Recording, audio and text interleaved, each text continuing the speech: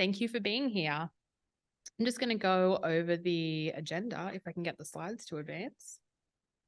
Yes, I can. So we have a pretty good or pretty great, honestly, list of presenters today. We'll be hearing from Alex with the Army National Guard on GIS application security. I'm personally quite interested to hear that one. We have Garrett Shields with us, a former NCAUG president who is with WSP now, talking about GIS management for newbies, another interesting topic. We're kind of, a lot of the time we have our presentations like kind of project focused or technology focused. But I'm kind of excited to see these like different approaches. We have Shaylee Bowen filling in for Joseph Sloop on Microsoft and ESRI integration. So that'll be great to see. And then we have the guys from WPCOG giving us a presentation on drone mapping for disaster mitigation and grant supplementation. And then, because it is the ArcGIS users group, I think this is a little more what most folks have set up now, which is really rapidly, just rapidly advanced probably in the last 10 years, really, really fast in the last 5 years, particularly as we're providing citizens with information. Like, I know, so I'm from Durham County. I access web apps that the county produces for where my trash is coming, parks, voting locations, like all sorts of ways I'm accessing spatial data through web apps. But, they're still working with them over here on the left side where you can see, generally they're working with the data locally, still in ArcPro or ArcMap, and they're accessing it through enterprise. It's going to be a geodatabase. It might be some REST APIs. It might be on ArcGIS Online, bunch of different sources. We're pushing it to the cloud or, distributed server, and then we're accessing it. And it's just, there's a lot more moving pieces. I think it's a good thing. We've increased the availability. We've increased the usability of a lot of this data, but it's a lot more difficult to manage. And I know just from working, I'm not at all 100 counties in North Carolina, but I've been to just about all of them. We were just talking at the introductions where we have sometimes particularly within government, we'll have the GIS folks, sometimes now they've been moved over to the IT section because we realize there's a lot of infrastructure that we have to maintain. Sometimes they're still in tax. Sometimes they're their own thing and maybe they get support from IT, maybe they don't.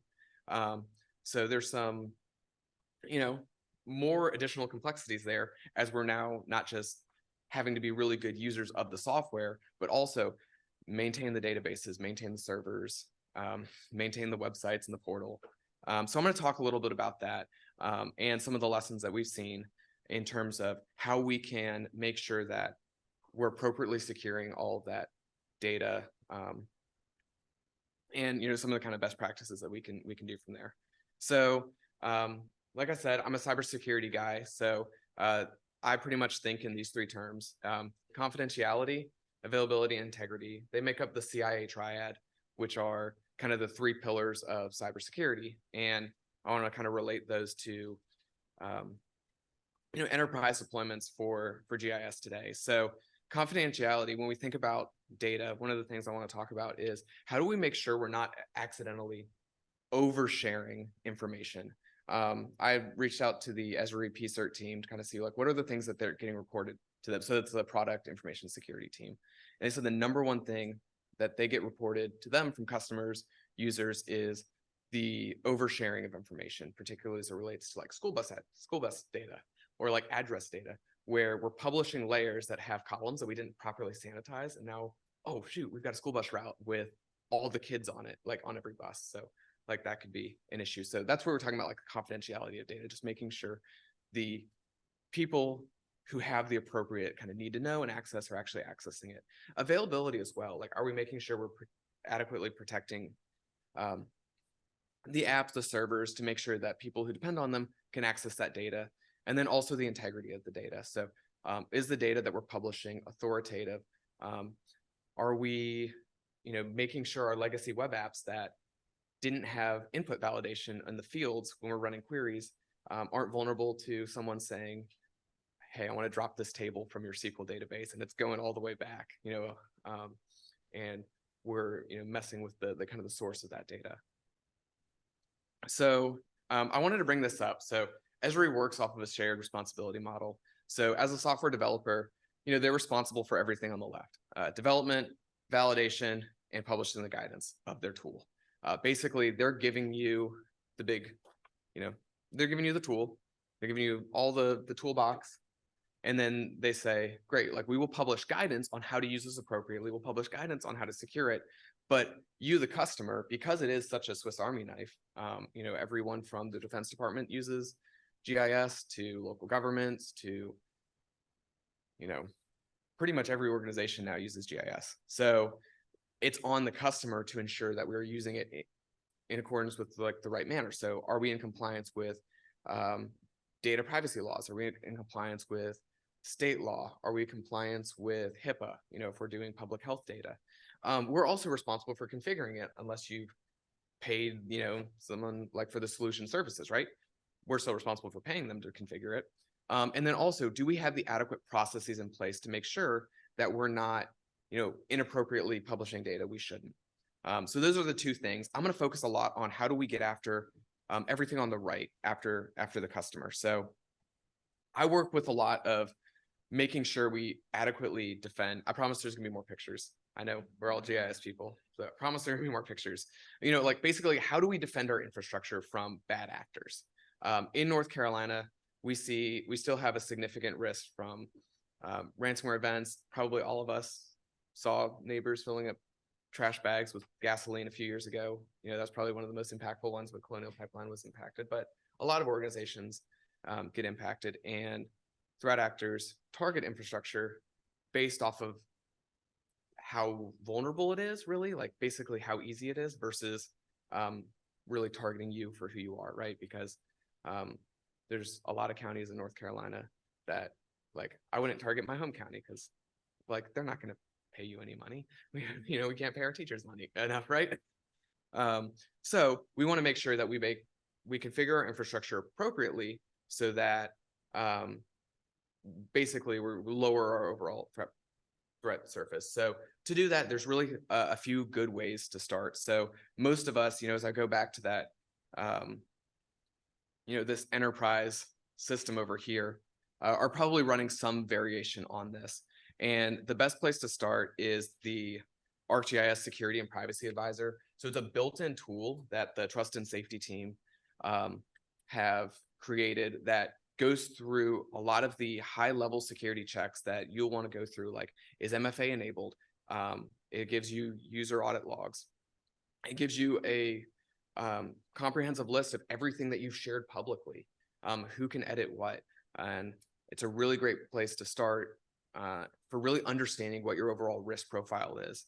And then additionally, if any of us are running, kind of on-premise or even in the cloud server infrastructure, for the server and the portal deployments, they come packaged with Python scripts that will go through most of the major security concerns that you could see there. Things like, am I requiring, certificates? Do I have the right settings configured? And then also, there's some industry standards out there. For example, we have the CIS controls, which are a great baseline to make sure your, all the bells and whistles are turned on as they should for, whatever server deployment you're using. So for example, if I've got like a Windows 2019 server, same thing where ESRI has that kind of shared responsibility model. A lot of the OS developers have the same shared responsibility model. Windows comes with a lot of really great tools to make that server more secure, but they're not always all turned on. So you can go and leverage the CIS controls to make sure that you have that infrastructure kind of more locked down. Basically, it's like when you bought a house, like when I bought my house, I got the keys and I had doors with all the locks on it, but it's up to me to make sure, like, do I want to actually keep those locks locked or not? And then also making sure that we have good processes in place to ensure that we are properly sanitizing layers and making sure that we understand who has permissions to do what on like ArcGIS Online. And then, if we have kind of overexposure, we want to make sure we revoke those permissions. So I don't think with the slide set up, I'm not going to kind of walk through the demo, but I wanted to show y'all, this is the ArcGIS Security and Privacy Advisor. You go to trust.arcgis.com and log in. You'll see it right there.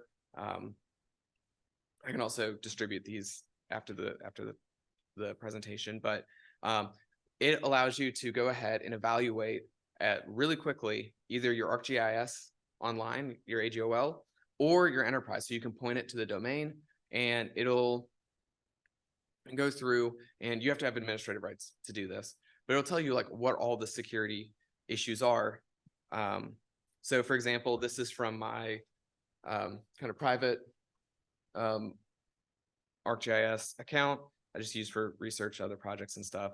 And you can see I've intentionally misconfigured some things. So I ran it and just very high level, it calls out some things that are a big issue, particularly like multi-factor authentication. So ArcGIS Online recently got approved for FedRAMP moderate. So what that means is if you have, basically, if you have the mission 2, you can store protected information, like protected types of information in that particular deployment of ArcGIS Online. So think social security numbers, PHI, stuff like that.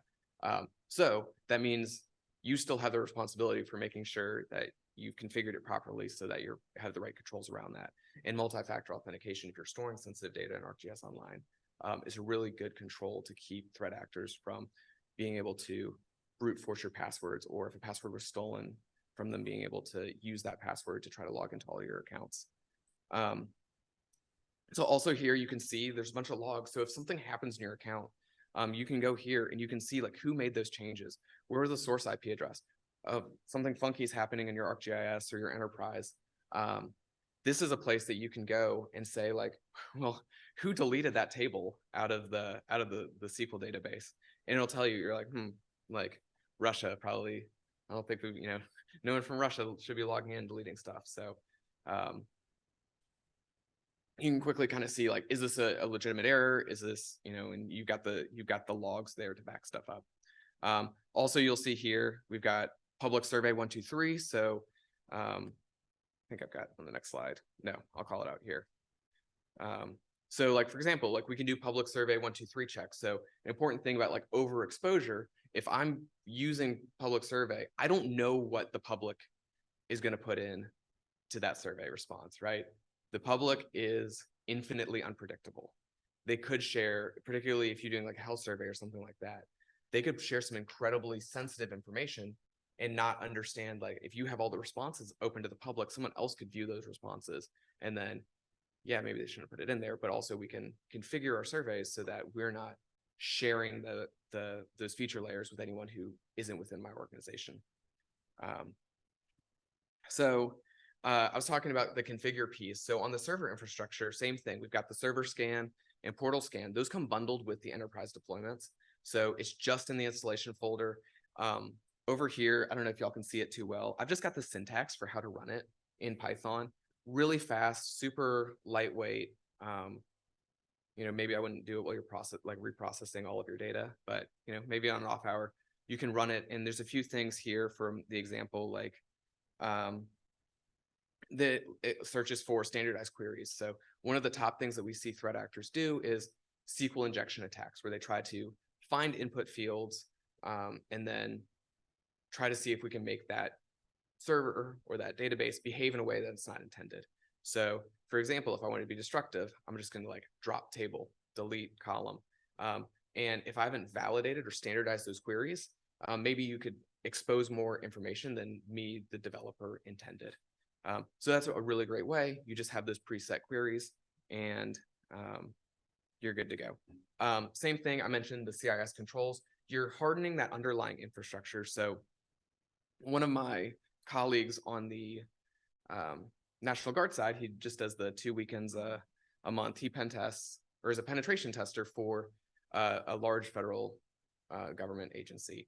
And one of the big trends that he sees is we're not necessarily, where threat actors or vulnerabilities aren't necessarily always in the, ArcGIS Pro itself or ArcGIS Enterprise itself, but it's organizations who have forgotten to both secure the, Postgres, the SQL Server, the Oracle database that they're using and the server itself. So they have impacts to the availability of their web apps, or they could have impacts to the availability of their web apps because the threat actor, the hacker, was able to impact the database where it's generating all of the source of truth from.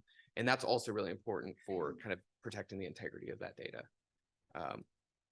Make sure that someone who's disgruntled about their new tax bill doesn't go ahead and just try to delete all of the parcels in your database.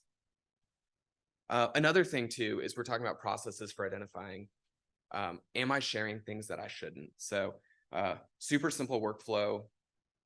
I just wanted to talk through up here, but you can't protect data that you don't know you have.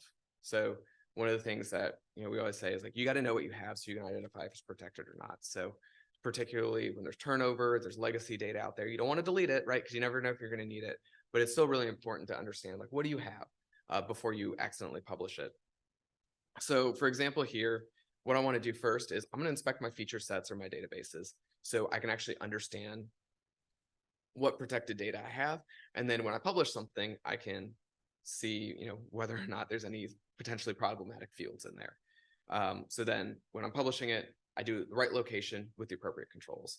So for example, I just have 2 regular expressions here listed that I've used to go through and inspect my feature set. So I love Python because it makes everything easy. So kind of the workflow is just using the ArcPy search cursor, go through with a regular expression, see like, is there a match in any of these fields? So basically the PII, I'm looking for social security numbers. Does it match the pattern of a social security number? And PCI, I'm looking for, does it match the pattern of a credit card number, for whatever reason. So then I know this is really small. My apologies. I said I was going to have pictures. So this is all mock data I made just for this slide. But basically, when I want to go through and in my ArcPro publish something to my portal, what I've done is just script it out real quick with ArcPy and search cursor. Does my feature set have anything that I wouldn't want to publish? So I've got social security numbers in here. I've got credit card numbers in here. None of them are real. And then using the toolbox, I can just go ahead or using Model Builder rather, before I hit the publish feature set to the web, I'm also going to just put a process in there for any layer I want to publish to my portal. I'm going to have it check for those potentially problematic fields. It takes like 4 seconds, and then that way it just flags, hey, this could be an issue. Check it before you finally submit it. So that's a way of like implementing a process to prevent unintended data exposure. But you kind of also have to already know what type of, you've got to have done the data categorization to make that effective. Go next. So I talked about on the ArcGIS Security Advisor about data leakage and information security. So I was talking to the ESRI product information security team. They said that the #1 issue that gets reported to them is the overexposure of leaked data. So when we think about surveys, public survey 123 or something like that, those public surveys are available to anyone who wants to submit data to it, and that's fine, right? But you want to make sure those responses aren't public, like I mentioned earlier. The big things that they see is health information, where public folks are oversharing. You're like, we saw it a lot with like COVID when we're doing things like that, where people are like, here are all my symptoms, here's where I live. And you're like, whoa, like it's a little much for a public survey. Or demographic data, like people are oversharing information. And then also seeing a lot of like K-12 school PII, PHI data. A lot of it, they said that they've seen is related to like school bus, like routing and addressing, where it's unintentionally overexposed. So basically like screenshot from the security advisor. I know it's a little small, but basically along that panel on the left side of the screen, you can go through and look at all of the surveys that your organization has published if you're an administrator, and it'll tell you what all of the options are available for administrators, the general public, or someone who's logged in. And then it links you to the quick fix of just turning off the public response access so that only someone who's logged in and authenticated with permissions that you as the administrator granted can view those responses. And that can go a long way in just making sure someone doesn't overshare to a tool, a response that you didn't even expect them to put in there. But then, you become the data custodian for putting that in there. So that was about it. I didn't know, none of this hopefully should have been too groundbreaking, but what I wanted to just kind of cover was, threat actors are continually getting more creative, and as the GIS enterprises that we've deployed have gotten more complex, and as citizens rely on them more, they're becoming more of a target and have a larger, we call it attack surface. Basically, they're accessible to threat actors. So there are a few like fairly simple things that we can do as administrators and users to kind of lower the overall exposure for the configurations, so that we don't end up wishing we had turned on MFA 6 weeks earlier. So that was really what I had to cover today. Be happy to kind of field any questions or hear any horror stories or near misses that maybe the group had. And if not, I guess let everyone go refill their coffee. Sir. But one of the things on that strategy dealing with like external connections on scripts. Mm-hmm. Some of it was making compatibility with security policy, external sources. So script and flow workaround, look at the data, really proper models, okay, a lot of times it's like data repositories, security policy. Mm-hmm.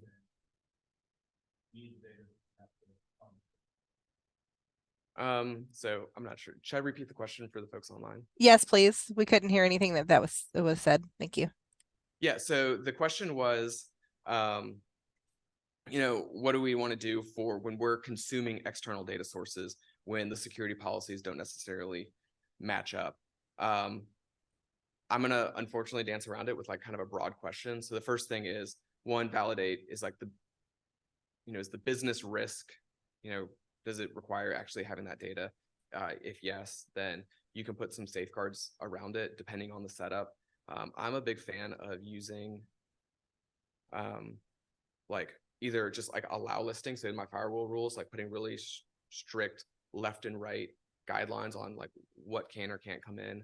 Another thing too is provide feedback to whoever's providing that data source that you need them to kind of increase the posture. So working with a lot of federal partners, they're not going to, sometimes they won't necessarily change something until they get the demand signal from it. So like from the data sources, if you're saying like, I need this for a specific security reason, then the administrator can kind of move that up on their kind of the prioritization list.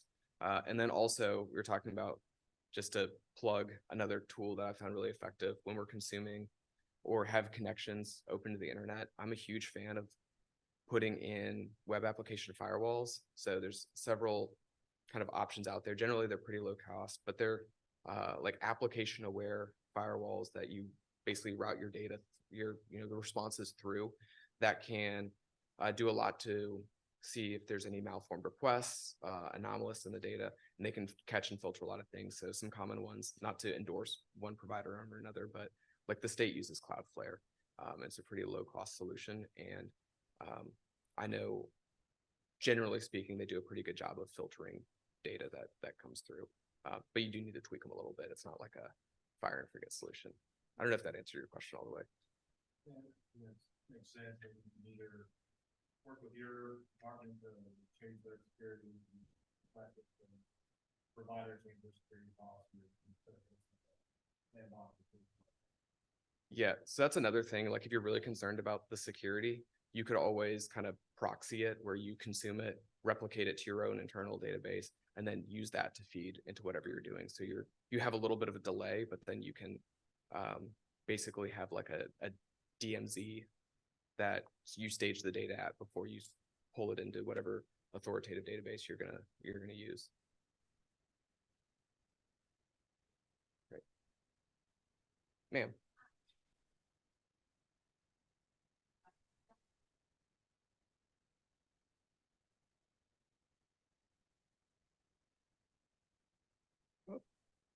Let me go full screen. So the question was, is the security advisor tool in beta mode, or is it a fully supported tool? And let me go back to it. That's okay. Y'all all saw the screenshot. So it says on there, it says it's not an officially supported tool. And then there's like the classic and the beta. So we're not, and they also have an email address where you can contact the security team. That's what I did. So basically the short answer I got was they say it's not an officially supported tool. However, it is an actively maintained tool by the security team. And me reading between the lines of what they told me was basically they didn't want to be liable for anything it didn't catch, but they said that that's the number one.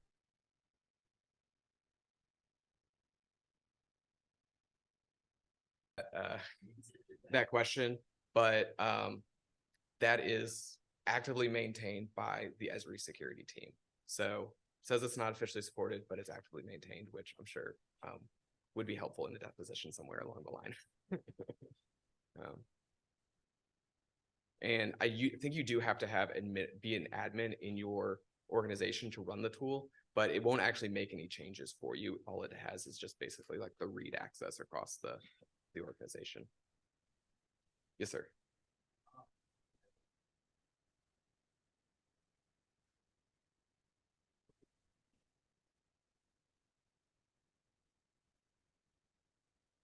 Oh yeah. So the question was some like introductory like security training. Yeah.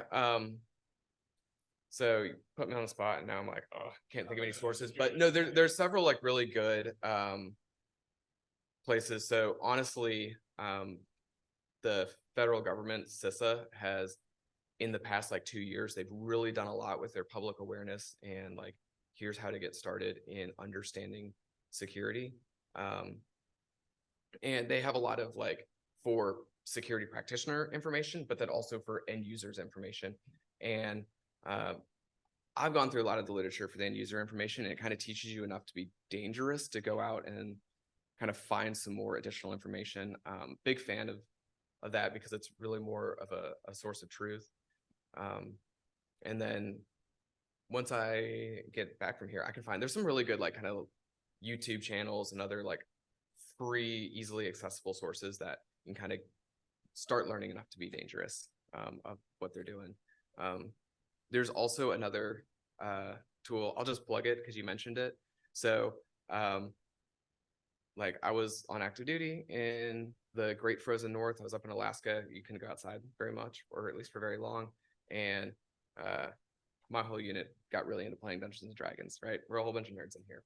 But there's a security company that basically took that like Dungeons and Dragons format with a set of cards and built a framework to talk about security incidents with both security teams and practitioners. They call it backdoors and breaches. It's super easy to play, but it's a really good, we use it for like tabletop exercises and brown bag lunches because it gives you like a framework to talk about like issues, and then end users and the security team can like work through it in a gamified manner that has very low stakes. So I've found that's a great way to like get the conversation going of like, well, if this happens, what would we actually do? And it like is meant to be fun. So it doesn't necessarily feel like you're giving up your lunch break to actually learn something. Yeah. I don't know if I missed anything from the chat, but. No questions in chat at this time. Okay. Well, yeah, I was gonna say, thanks so much for y'all's time. Really appreciate it. I know this was kind of a survey of security, but if anyone has any other issues or like more in depth, like how do I apply this? I'll be around, and then y'all can just always email me or grab my information. So thanks, y'all.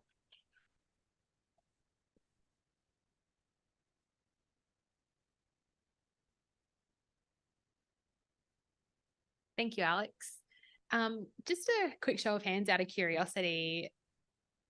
Who knows that they deal with either PCI or PII data in their organization? So like personal information or credit card information? Yeah, that's good. I like GIS when we get to stay out of these things. That's always my goal as well. That's always my goal as well. Alrighty. Next up, we've got Garrett, and he's going to be talking about GIS management for newbies. All right. Good morning, everybody. Can everybody hear me okay? So in the words of Monty Python, now for something completely different. So only I would decide to come to a GIS symposium and actually not really talk about GIS at all. One of the things I wanted, I felt like, with something that's kind of been recently brought near and dear to my heart is, you go to all these events and we talk about technical items, we talk about projects and the really cool stuff they're working on. But I feel like a lot of times we don't necessarily talk about some of the logistics of everyday life in our jobs and what do we do and how do you move up in your career and that sort of thing. So that's kind of what I wanted to talk about in this presentation. And this is really meant for kind of everybody. And I want to ask a quick question before I get started. So show of hands in the room, who has ever currently or maybe in the future managing any kind of GIS staff or manage people at all? So quite a few of you. That's good. That's good. So this presentation will kind of speak to everybody. For some of you who've been doing this for a long time, you may completely disagree with everything I say, which is perfectly fine. To each their own. But I wanted to talk to some of the newer people who maybe haven't been managing very often, or maybe folks that might see themselves managing people in the future or are interested in going into supervision. Just some tips and tricks and things to really consider when you're working with a team. And even if you're an established manager, maybe you might see some suggestions in here that make life a little bit easier for working with you and your team. And the goal is every day when you manage folks like I do, is you want to make sure that you're creating the best work environment for everybody. And when everybody's happy, when everybody's working in sync, you're going to produce great products. You're going to be innovative. You're going to be making a difference in your organization or your company. So this is kind of some, at least my opinion, the views of the speaker do not necessarily represent everyone here.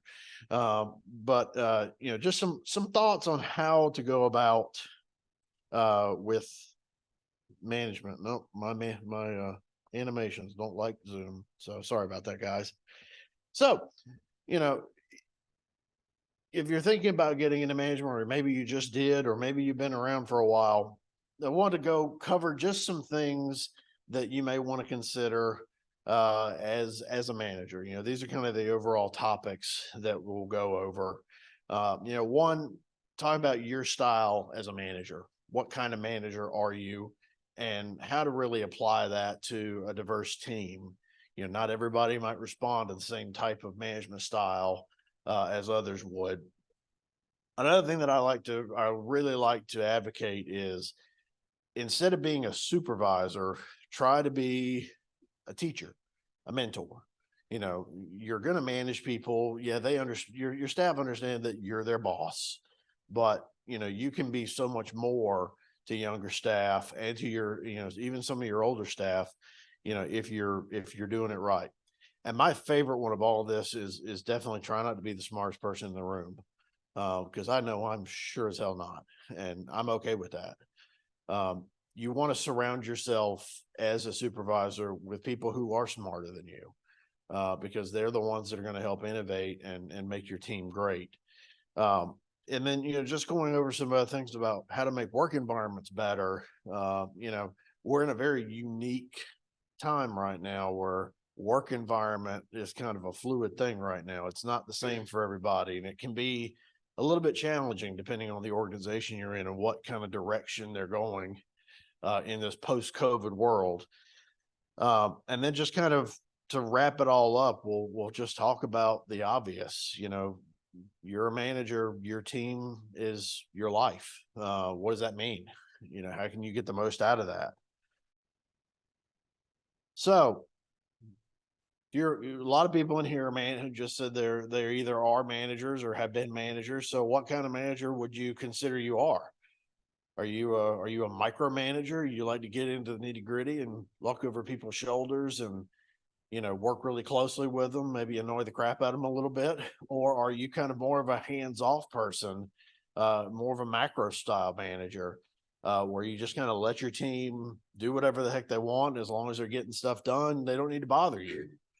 You know, the way I see it is there really is no right or wrong answer on what your style is. Your style is your style. And ultimately it comes down to knowing your team, knowing the people on your team, knowing how they function. And I think where you fall on this scale really is determined by the individuals on your team. Each person is going to need somewhere high or low on this scale. Some people might need more supervision than others. So that's what you really need to look at when you're considering what type of manager do I want to be. You know, you need to learn what your staff can do, learn about, talk to them. I personally would consider leaning more to the macro side. That's my personal style. I don't like to micromanage my people. I don't like to be in their business all day long. For one, I've got my own stuff to deal with. You know, most managers, more responsibility. Doesn't mean just because we manage staff that's all we get to do in the day. You know, I wish it were, but typically managers are wearing like 9 or 10 hats. So I don't have time to be in every single person's business all day long. I need to give them the leeway and enough rope to get what they need to get done without me kind of getting in their way. So you need to do things like that, kind of pull back a little bit, but make sure you're setting clear expectations for everybody, especially when we're dealing with complex projects or you got lots of different things going on, lots of different staff with different roles. Make sure obviously everyone is very clear on their role, what your expectations are of them, what the project's expectations require for everybody. Make sure that's clear and concise up front. But then also encourage staff to ask questions. If they run into problems or they're not sure what to do, say, hey, stop, come to me, ask a question, then we'll get it solved. You can get back to work. You don't want people spinning their wheels, but at the same time, you also don't want people making assumptions on what they're supposed to do because they didn't get clear enough direction from you, because that just leads into having to do more micromanagement because people aren't going to be producing what they should be. So part of this is definitely knowing your team. This is kind of where it all starts.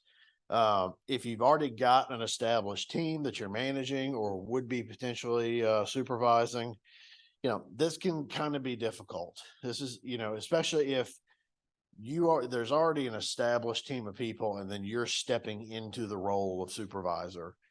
Maybe you were promoted from within that team and you've been working with those people for years and now you're suddenly in charge of them. Or maybe you got hired into that role and now you're coming in to take over and work with people that you never have actually worked with before.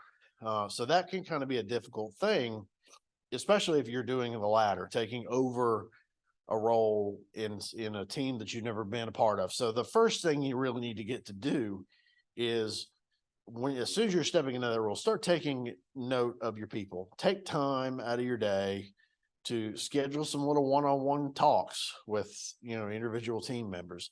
That it's going to vary based on how many people you have report to you. If it's just 2 or 3, maybe take them out to lunch, have a conversation with them, meet with them, learn about them. If you have a real, a lot of people that you manage, well, then, maybe it's something you have to try to just kind of do in meetings, maybe have people introduce themselves. But anyway, do your best to try to get to know them. Know what everybody's strengths are, learn what their weaknesses are, learn what their experience is, where their backgrounds are. Is there anything in common that people have? Are there certain things that some staff specialize in that others don't know how to do? And you kind of learn the dynamic of your team from there. And that's going to help you determine kind of how you structure your team and what type of management style you apply to each of those people. Now, if you've been working with folks forever and you know what they are, these people, you've been working with them for years, this is easy as pie. You know your staff, what everybody can do. Then there's the real difficult one, which is now you've been made, maybe you're the first person that got hired, or maybe there's your organization is breaking out a new GIS team because they just decided that GIS was actually worth something. Good job. And now they've said, all right, you're our new GIS person. Good luck building a team. You get to grow your own department from the start. So now you're kind of sitting there with the deer in the headlights going, oh crap, what do I do? So if you first go out and you start hiring people, you put out your job recs, and you go at it. So what do you need to consider when hiring people? When you're building a team, this is also your chance to kind of make your first mark as a supervisor. And again, these are my opinions. This is what I personally look for when I'm managing people. When I'm looking to hire folks, especially looking to hire newer people in the industry. You look at a lot of job postings out there and you see kind of a common theme of experience. Well, if you're hiring somebody straight out of school, they don't know jack. I mean, you didn't know it when you got out of school. Just, admit it. We thought we did. We got our degree. We went to class. We went to labs. We got out of college thinking we knew everything. And then we got into our first job and realized, oh crap, you're stupid. You don't know anything. And you get a lot of training in those first few months. So, have those same expectations for the people who are going to be working for you, especially if they're coming straight out of college. I would prioritize the willingness to learn over anything. I'm just going to assume if you're coming straight out of college, you have no idea what I do. You might know how to open ArcPro or ArcMap. You might know how to spell GIS, but beyond that, you've been looking at lab texts that give you step-by-step tools on what to do. So I would rather somebody be willing to learn than be able to prove to me that they know how to do something and prove me right that they don't. Overall, I don't like candidates with long-winded resumes. Some of y'all may have those. I don't know. For me personally, if I see somebody that gives me a resume that's 6 pages long, I'm not reading it. I'm not going to read the whole thing. It tells me, one, that you have an extremely high opinion of yourself, which is great. But it also tells me that you're probably trying to oversell yourself a little bit. You probably don't quite know as much as you think you do, or maybe you know way more than I really care to know. But I just, I find people, just in my own personal opinion, I find people that can write a clear and concise resume to be much better fits than folks that want to write, their dissertation. Some people are just like that, and whatever. There's a place for everybody in the world. I kind of really prioritize the interview process over the resume. The resume is the foot in the door. That's where you get the chance to snag somebody's attention, but where you really set the hook is in the interview process. And when you're building a team, especially if you already have people established in your team, one thing that I personally look for, not only is knowledge and experience and that sort of thing, but I also have to consider that person's personality. How are they going to jive with, the rest of my team? Is this somebody who I feel would blend in with the personalities of everybody who works for me? Or is this somebody that might end up being confrontational, or maybe might butt heads with some of my existing staff? Are they going to be able to fit in with the people I already have working for me? So things like that have to be considered. And the number one thing that I like to do, and I think this is becoming more of the norm now, you hear horror stories all the time of people going through the interview process. God, the interview process can be the most excruciating thing in the world. I think we get a lot more out of terrorists if we put them through a government interview process than actually try torture. We could get a lot more, because if it takes 8 months to interview somebody, well, good Lord, why? Make the interview process as painless and as informal as you can possibly get away with it. Sometimes you have to deal with rules and procedure, especially in government. That's fine, but try to make those experiences informal and painless. For one, it's going to make your life a lot easier. And two, you're going to get to see the true personality of the person that you're interviewing if they're comfortable. If you come in all suit and tie with the interrogation light, People are going to be guarded. They're going to stutter. They're going to, they're not going to be themselves. You're not going to see what you're really getting. So if you try to make it as lighthearted, serious, but as lighthearted and comfortable as possible, people are going to open up. They're going to let their guard down, and you're going to see the person you're actually hiring, which I have personally had a lot more success with, than going in, with the flashlight and, answer, 20 questions. Let them explain to you why they want the job and why they're qualified. Don't make them, regurgitate everything that's on the resume. You've already read that. So those are some tips there. Again, as a manager, consider yourself a teacher more so than a supervisor. Like I said, everybody already knows you're their boss. If you consider yourself more of a teacher and a mentor, you're going to find a lot more success within your teams. They're going to be more willing to come to you with both issues, but also with ideas. You want to be able to kind of spark innovation within your team.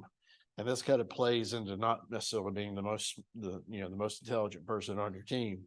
But if you try to mentor your staff and teach your staff, that also means you're giving them a little bit more freedom, to learn. You're setting your expectations. They know what your expectations are. But if you're teaching them how to do things instead of telling them how to do things, there's two different things. That's two different things.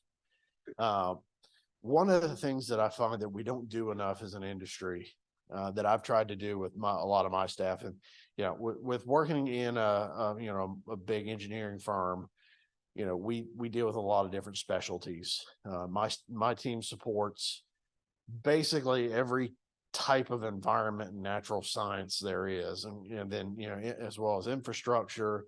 We could be doing floodplain maps 1 minute, and then the next doing groundwater plumes, and the next minute doing roadway design, and then the next day doing something with air emission inventory. So just a lot of stuff. So you need to have your staff understand why they're doing things, not just here's your task, here's your assignment, get started, it's due next Friday. Why am I doing this? Why am I putting these points on the map? Why am I making this, this web dashboard? What's its purpose? What's the story we're trying to tell? What's the end product? Encourage your staff to learn that. If you don't know how to teach them, if you don't have that information because somebody brought the assignment to you, then encourage them to go speak to the person that's assigning the work. Let them explain what they need and why it's important. If staff understand the why of what they're doing, they're going to do an inherent better job because they understand what's needed. Excuse me. So you're going to get a lot less kickback. You're going to get a lot less rework, and you're going to get end products that actually work and might be a step beyond what somebody expected, because now they know what the purpose is. They can apply their own geospatial knowledge and their own innovative techniques and their creativity to make it one step beyond what maybe was expected of them. So again, my favorite, try not to be the smartest person in the room. Obviously, excuse me, you're a manager. It's expected you need to have a high level of technical experience to be a manager.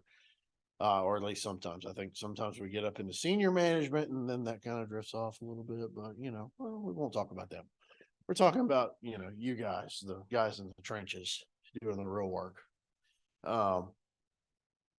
You need to be you need to have technical experience. You need to obviously know what you're doing. But I'd like to think you wouldn't be a manager if you didn't. But as far as that goes, encourage your team to learn. Don't always necessarily, even if you know the answer, maybe you don't always give it to them when they ask. Let them figure it out, or if there's someone else on the team that knows the answer, let them answer the question instead of you. Let the team kind of work out problems and let them bring questions to you. Maybe you be more of the vision person. You provide the vision, the big picture, the oversight. let the team be creative. Let them come up with the solutions. And in a lot of cases, I mean, there's people that on my team, I couldn't do their job. I have no idea what the hell they do. I have no idea how they do it. But when I need something cool done, I point to them and say, all right, this is all you. You're up. Let's go. I don't know what kind of voodoo they do, but I know I can provide them with the oversight, the picture, the vision, and they make it happen. Again, Greek to me how they do it, but they do it. And we work together.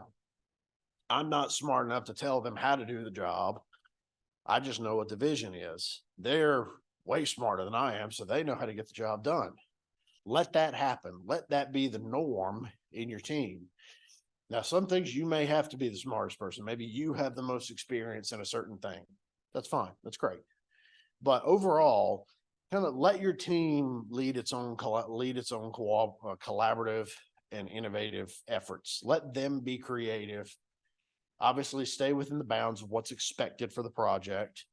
We don't need to go completely crazy, but let them have their day in the spotlight, their time in the sun a little bit. And with that, I definitely encourage collaboration.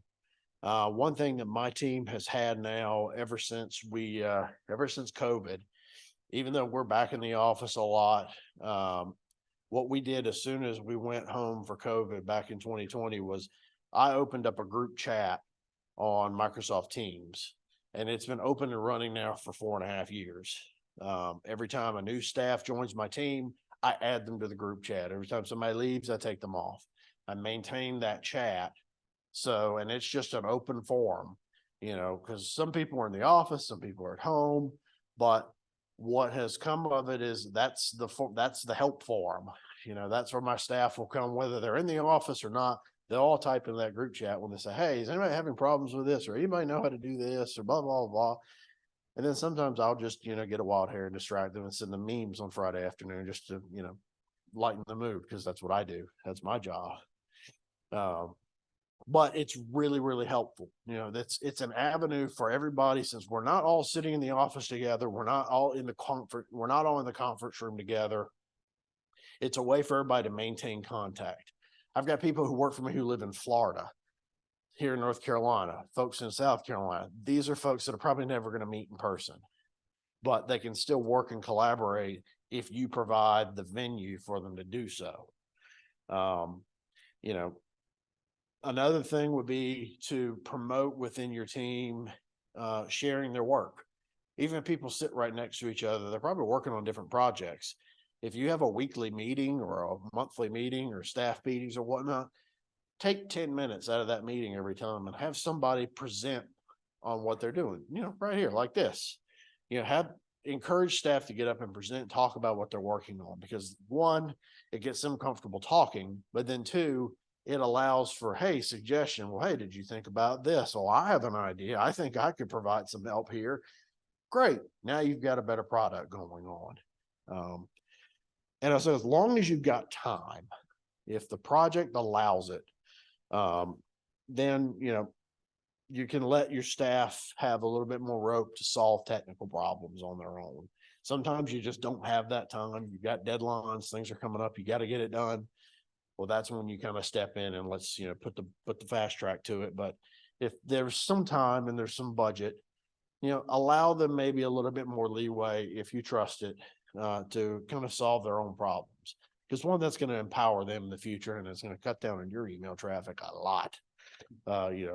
I kind of like it when I don't necessarily hear from my staff every day. I love them. I think they're awesome. But if I don't hear from them for 2 days and nothing burns down, then I'm doing my job just right.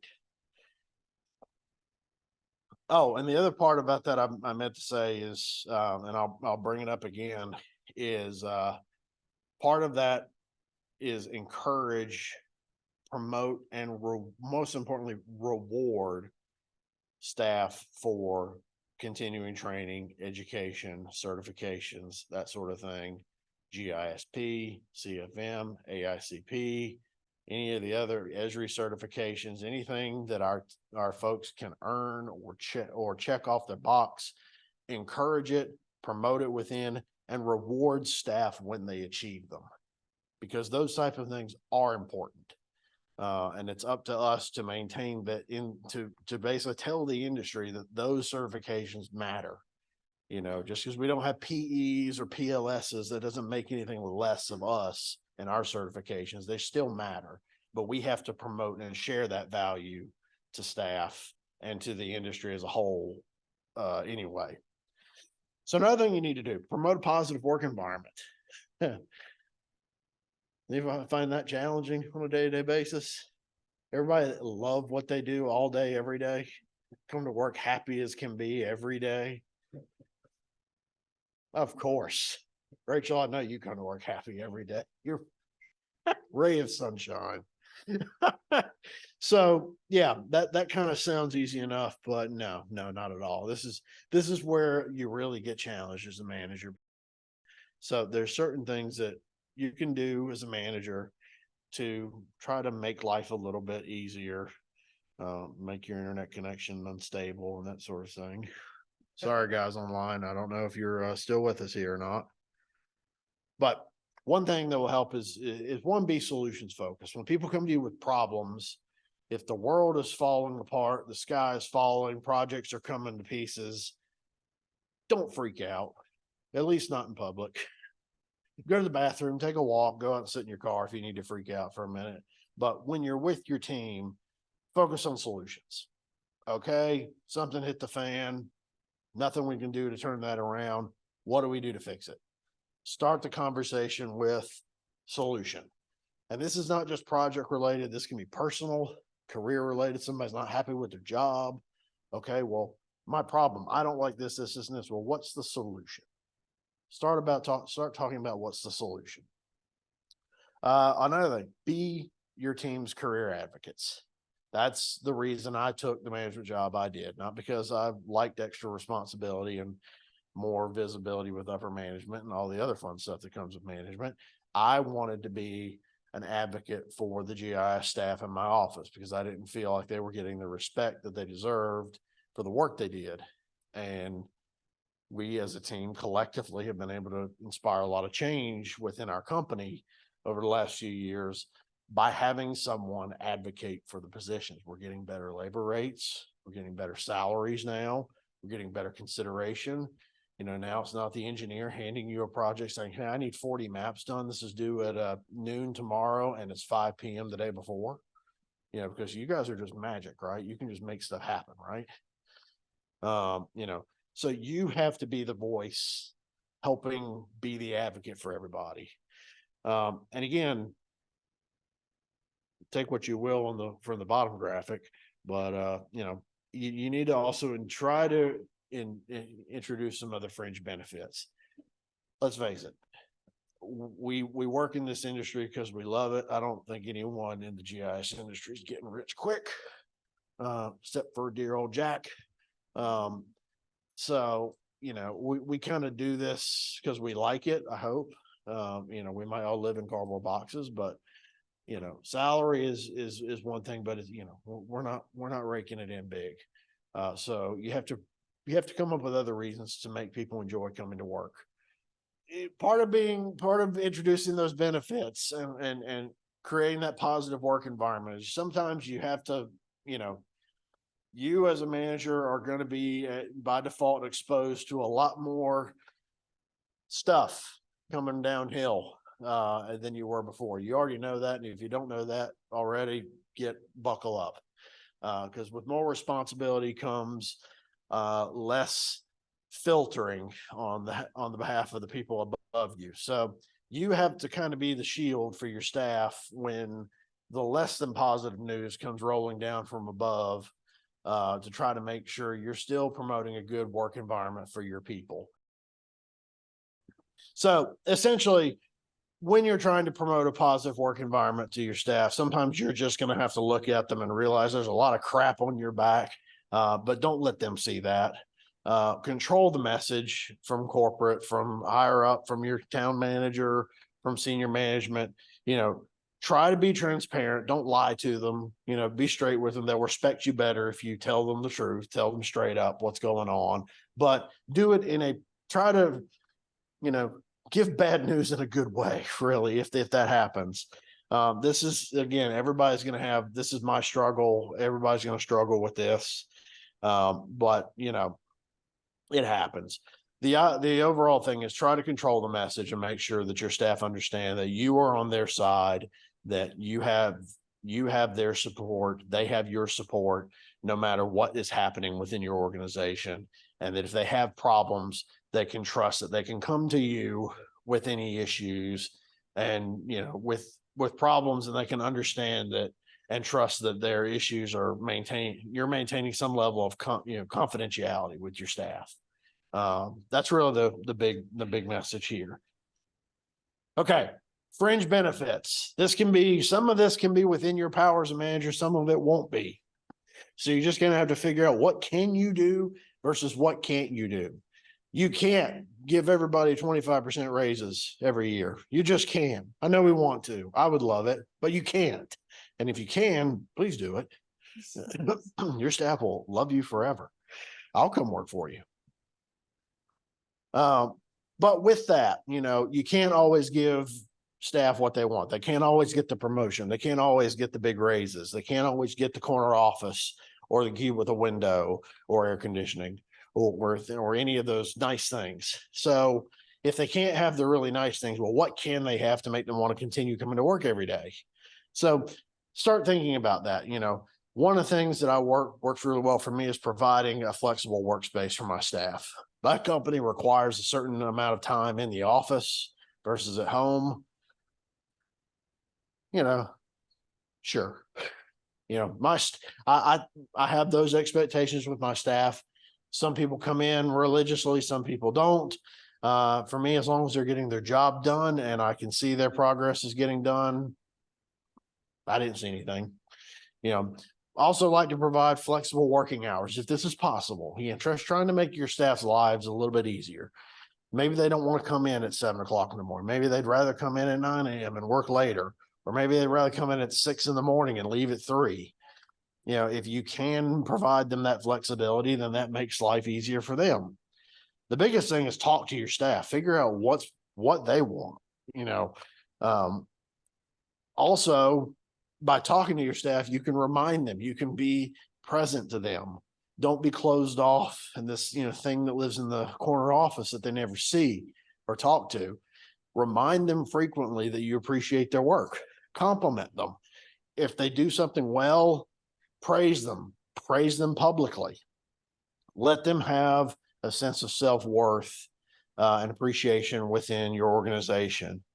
If your staff are struggling, if you have somebody who's physically struggling or mentally struggling, be sensitive to that. Offer the appropriate level of support in those cases, whether you need to direct them to the right professional or maybe some internal resources to help them out, or if they're having project issues, if you need to sit down, just work with them a little bit more so they understand things, be available to them. And when you can, maybe try offering some small rewards. You would be surprised how far a $10 gift card to Costco, or not Costco, that doesn't go anywhere. That doesn't get you in the door, Costco. Like a $10 gift card to Starbucks, which gets you like one Starbucks, but still, a little card to Starbucks or some candy, or hey, go have dinner on me with your significant other, spend $50, have dinner. Things like that are small. A lot of times you're probably going to be paying for it out of pocket. So, understand your own limitations, but those types of things really go a long way. It can really be beneficial, even more so than raises to some folks, because it shows that they're being appreciated. I'm going to push a button again.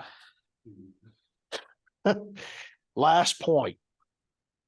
You are, and this is the obvious one, but I don't think it really hits home too many times, is you are defined by your team. You are the greatest manager in the world, or you suck, depending on your team. They will define what type of manager you are by their successes. And for anyone in the room or online who feels like as a manager, I need to promote myself. I'm the one that's in charge. I'm the person that should be out front getting all the credit. I disagree vehemently with you. We'll just say that. If your team is successful, if they're out front getting praise, and they're doing what they need to do, you don't necessarily need to have your name mentioned in everything to be considered a success. The people in the company or organization or government that know who you are will see how well your staff are doing, and it will reflect positively on you. You need to keep the focus on your staff and their successes rather than trying to take credit for yourself. And if something happens, something goes wrong, somebody screws up on a project, well, at the end of the day, it's on you as their manager. Somebody could just royally screw up. I've had that happen before. I've had somebody screw up a project so bad before we had to start over completely the day before it was due. Not happy. Worked till 1 a.m. that night. But again, as mad as I was, I knew that when it came time to talk to the client or talk to my manager, who are they going to be asking questions to? Me, not the person who worked on it. They're asking me those questions because it falls on me ultimately as the supervisor. Did I do something wrong? Did I not provide enough direction? Did I not make sure they knew what they were doing or that they knew when the deadline was? What did I not do to make them not succeed? And you can see vice versa. What can you do to make your staff succeed? So again, it all stops with you. Again, so as a manager, this is my in conclusion, it's a great ride. I mean, management, no joke, it can be extremely challenging. It can be stressful. I have a lot less hair now than I did a few years ago. I'm just going to call it my job and not genetics that did that. I'm more medicated than I was a few years ago, but again, that's genetics, not job. But again, it's at the end of the day, it is the most rewarding thing I have ever done. I love my staff, each and every one of them. I would do anything for them. And I have put my career on the line many times for their benefit. I hope as managers, you are all willing to do the same thing for your people. Because I will say this, because I've gotten this compliment before, and I feel like this is the best thing you could ever hear from a staff is the last bit of, I stay here because of you. You can't get a better compliment than that as a manager, So I encourage everybody to take these into consideration or don't. It's, again, my opinions only, but I feel like you'll have a lot of success with your teams. And I hope this doesn't discourage anyone from becoming a manager if you have those aspirations, because it really is rewarding. You might look like this at the end of every day too, because it's kind of a little discombobulating sometimes, but it's okay. Okay, I think we will get started with the next presentation here. On the agenda, it was Joseph Sloop presenting Microsoft and ESRI integrations, but we have Shaylee Bowen with us today to do that presentation for us. So please welcome Shaylee.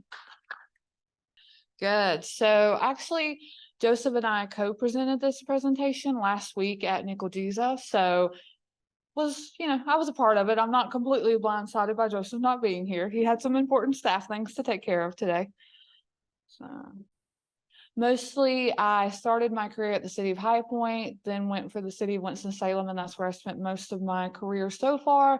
And I, as of February, became the GIO for Matt Forsyth, who I had worked with closely up to that point. I did enjoy the management presentation as I am new into management. So that was a great one to listen to. Basically, why did Joseph and I decide to present on Microsoft and GIS integration? Mostly because we were seeing a lot of news around it, seeing what sources were out there, kind of. If you know anything about ESRI, you know that they're more or less catering to kind of both ends of the spectrum now. You're very light end GIS users, and also you're people that are going to completely program what they want and do full on like customize things. And so this tends to lean more towards the people that are going to use lighter GIS. Okay, so this is just the outline of the different products we look through. I won't go into actually explaining all these because you're going to see them one by one. So ArcGIS and Microsoft Azure Cloud, we did not actually do anything with this because it actually depends on you setting everything up in your environment, which we did not have in the 3 weeks before NCAUG to do. However, this does exist. It does require ArcGIS Enterprise, federated ArcGIS server site, or standalone, and then of course ArcGIS Pro, and all of this integrating with Microsoft Azure. So Joseph did put the notice like you do have to have your Azure subscription as well as all these products, again, and the time to do it. All right, they do provide a pricing calculator for anyone that is interested so that you can put in kind of what your environment looks like and see what the cost may be associated with this particular product for you. So ArcGIS for SharePoint, is anybody already using SharePoint in their organization? Because this is kind of cool if you're already leveraging it. So what we found is we had a few SharePoint sites, and you can obviously share your ArcGIS Online maps in SharePoint, which is kind of cool. It's very lightweight, easy to use. But what we found was most useful about this product was you didn't have to do like an additional security level. Basically, if you can see in this bottom screenshot, if I had a public or even private application that I could share with Joseph, it would know what layers that he was not allowed to see, because he actually didn't have an ArcGIS Online sign-in, because we took that from him when he transferred out of being GIO. That's now my license. But when I shared this with him, it's like, no, you're not allowed to see our water and sewer lines. You're only allowed to see our public layers. So it automatically just, this is what you get because you are Joseph and you no longer have these permissions. So that was kind of a cool way that it took, hey, now look, don't be skipping things. Thank you. So I know we've talked a little bit about Survey 123. Most people have used this in some, element of their work before. I had already, some of you probably have done this before, have set it up where you can get the email notifications and things like that. The actual Survey 123 connector for Power Automate, it just gives you a little bit more ability. It's a little bit more seamless. So again, you're going to get your ability to send like a Gmail or send to Outlook or send to Excel. It's just giving you a quicker kind of way and a little less programming to do these things. Before the last presentation, I did look in Survey 123 and I didn't find any of these buttons kind of actively and easily. So I will say that I had to actually search out this site. So the Survey 123 Power Automate, and then find how to do this. So I think there's still a little bit of work to be done of like making those very accessible, but I think it just makes something that people were already doing with Survey 123 a little bit simpler. Okay, so if Joseph was here, these were all Joseph's slides, by the way. You'll see when it gets to Shaylee's slides, it'll change a little bit. Joseph was here, he would tell you he did not like this at all. He felt like the ArcGIS for Teams has a long way to go. And in some ways I agree with him. Basically ArcGIS for Teams, if you know, everyone knows that little ... where you can get to your GIFs and you can get to like your smiley faces or whatever. If you put that link in, then all of a sudden you can share maps directly through your Teams chat, which is pretty cool. And you can also, it has like kind of a chat bot feature where you can go like, hey, I want to see map Forsyth, and it will give me those responses and I can look at them through Teams without going out and signing in and doing things like that. To me, the coolest feature about this, and I think this screenshot right here is actually that, where you ask it for like data for Forsyth County. So that's what Joseph did, again, because he was kicked out of our accounts. He's like, what can I find out about the county? That's what happens. You take away your GIO privileges, then you got to go ask a chat bot what's going on. No, I'm just kidding. So what I really liked about the teams was that you can give feedback, like active feedback to the ESRI base maps, and it'll let you do like circles and be like, hey, this street doesn't exist anymore. You got this address a little wrong, and you can submit that directly to ESRI, which I thought was really cool without having to go through some additional kind of hoops. Otherwise, right now it's kind of acting as like a lightweight chat feature. All right, so here comes Shaylee's part of the presentation. Woo! So the two applications are kind of like extensions that I took on was ArcGIS for Power BI and then Excel. Is anyone actively using Power BI in their organization right now? Okay, a few people. The way that this is set up, it's going to be kind of strange, but I looked at it two ways. It's like, how does this benefit a GIS user? How does this benefit a Microsoft user? And then kind of how does it do for both?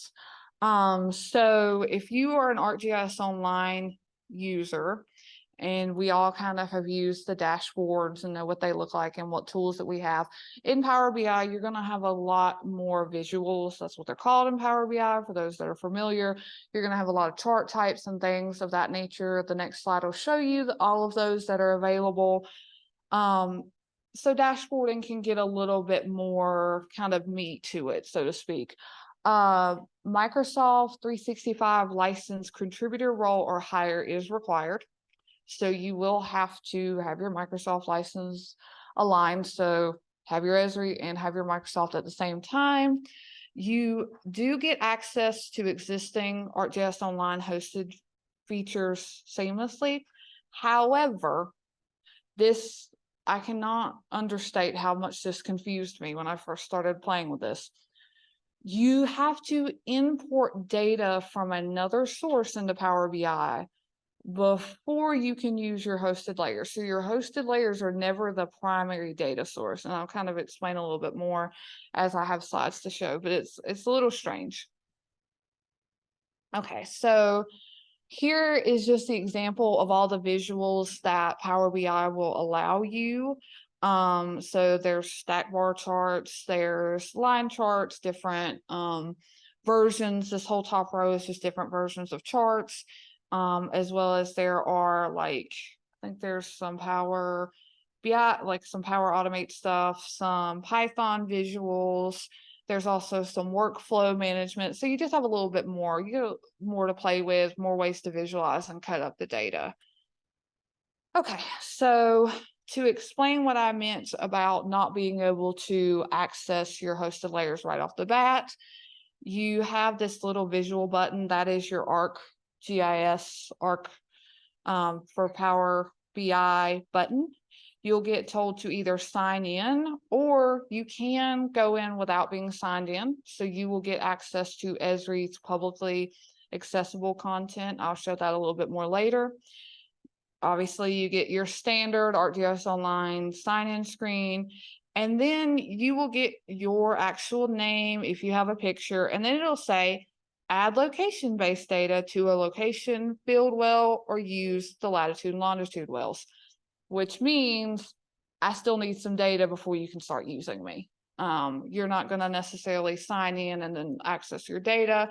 Also, this is very small, but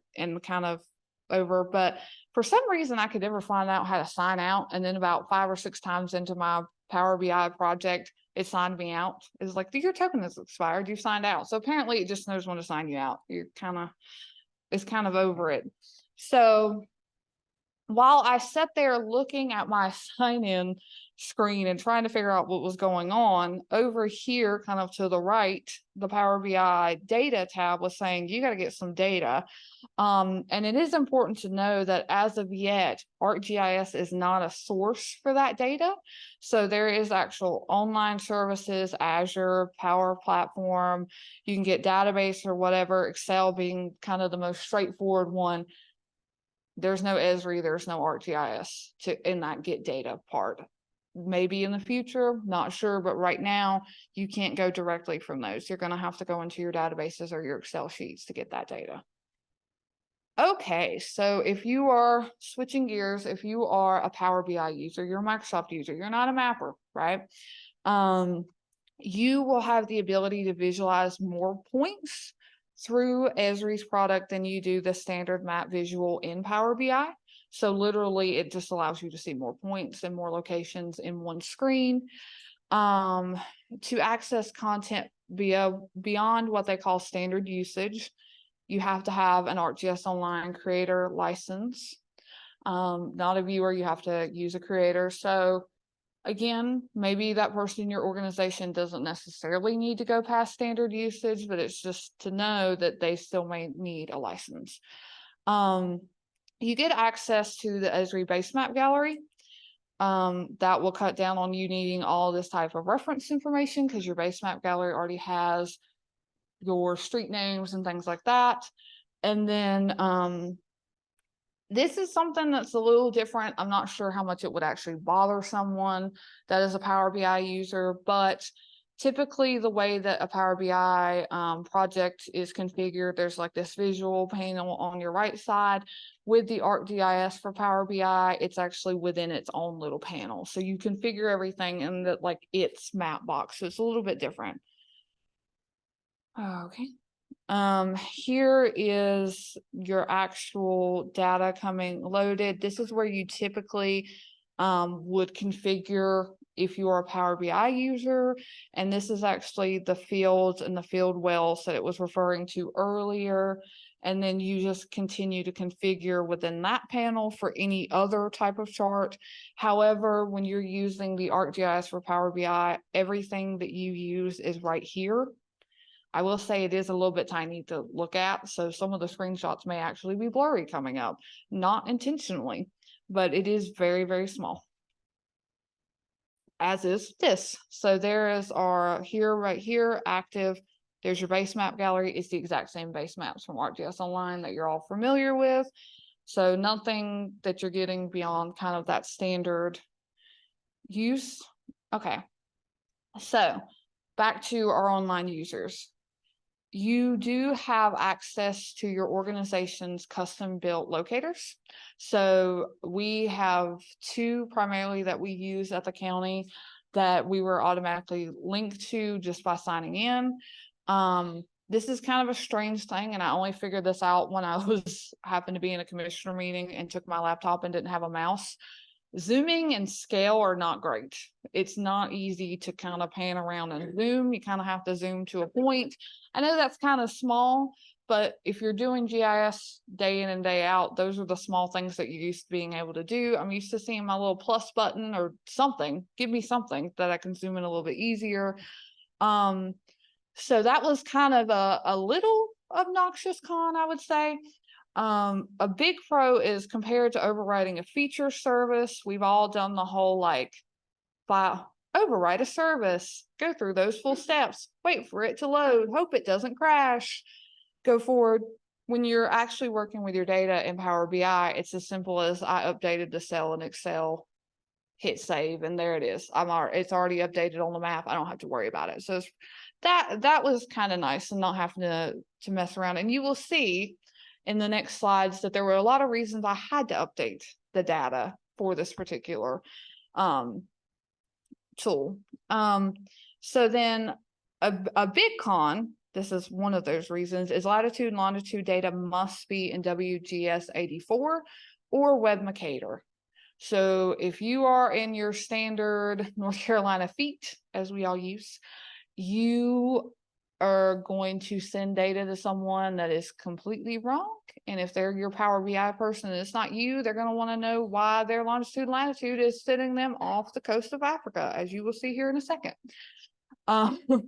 So here's just a screenshot showing that these are our locators for search and for geocoding. They're in there.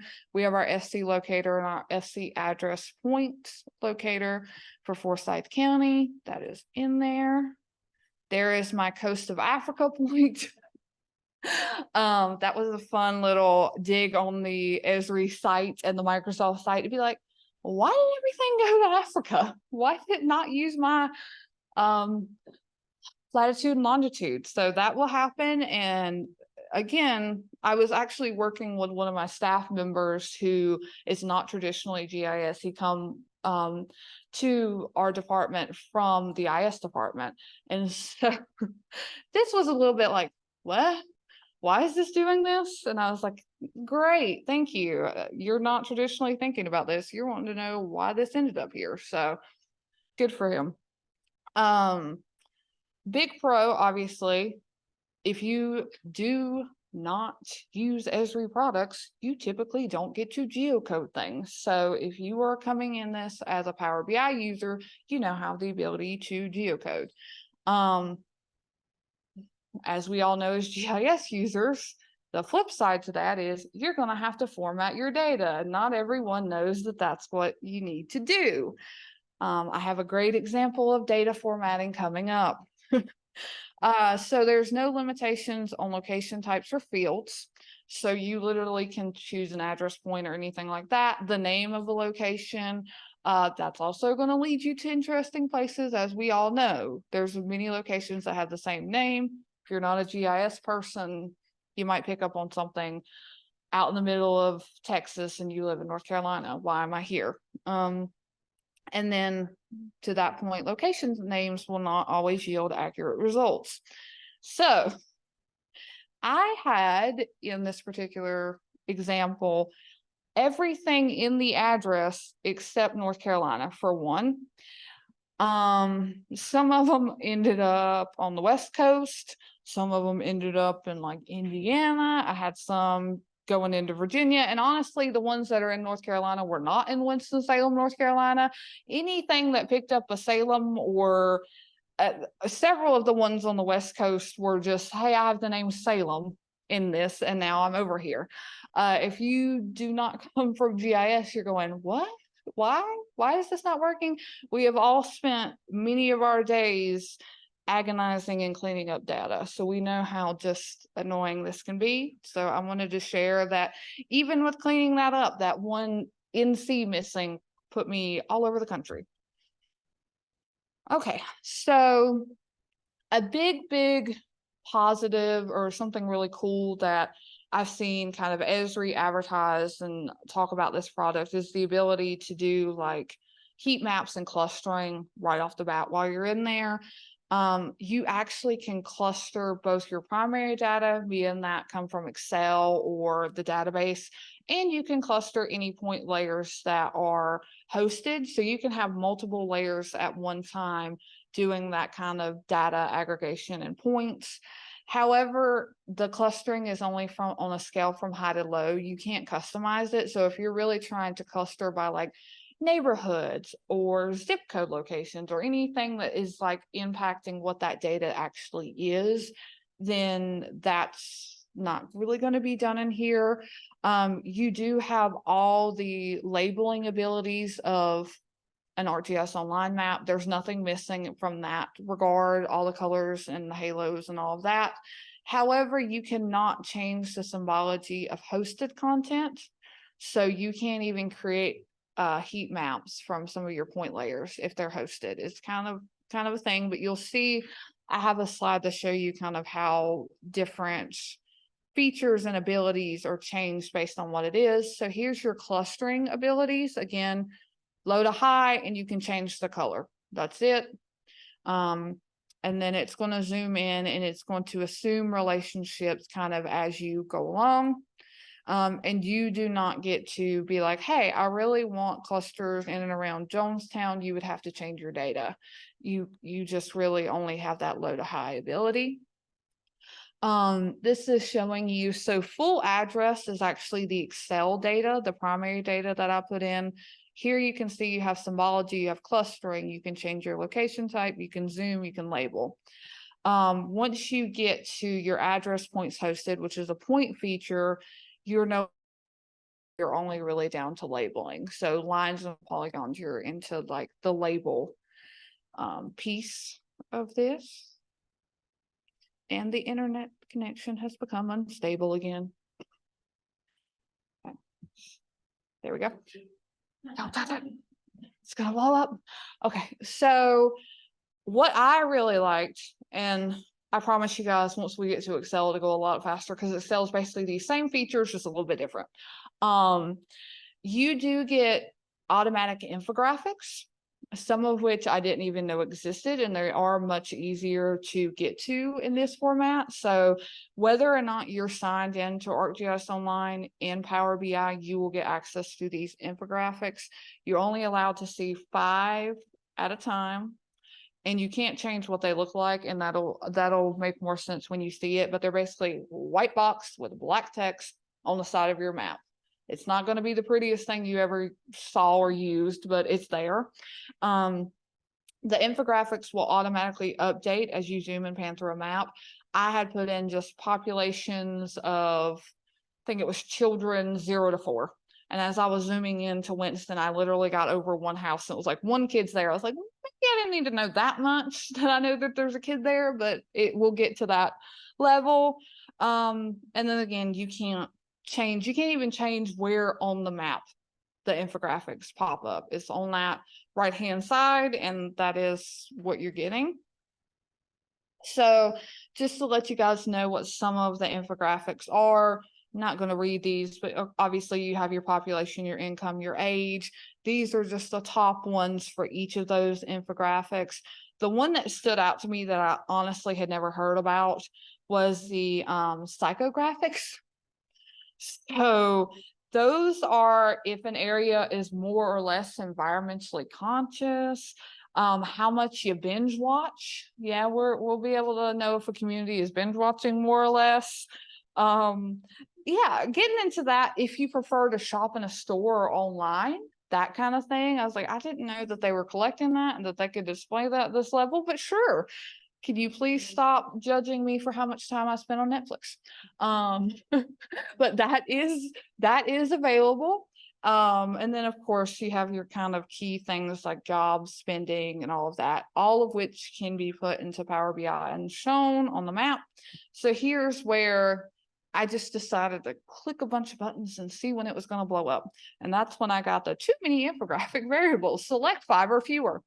They will all display, you can zoom in, but and it is very, very customized to the zoom, because I've seen this income go down by like $20,000 as I went closer to a certain neighborhood. So it is adjusting quite well and quite quickly. So that to me was a very interesting feature that I liked. All right, as I promised, Excel, a lot of the same, but a little bit different.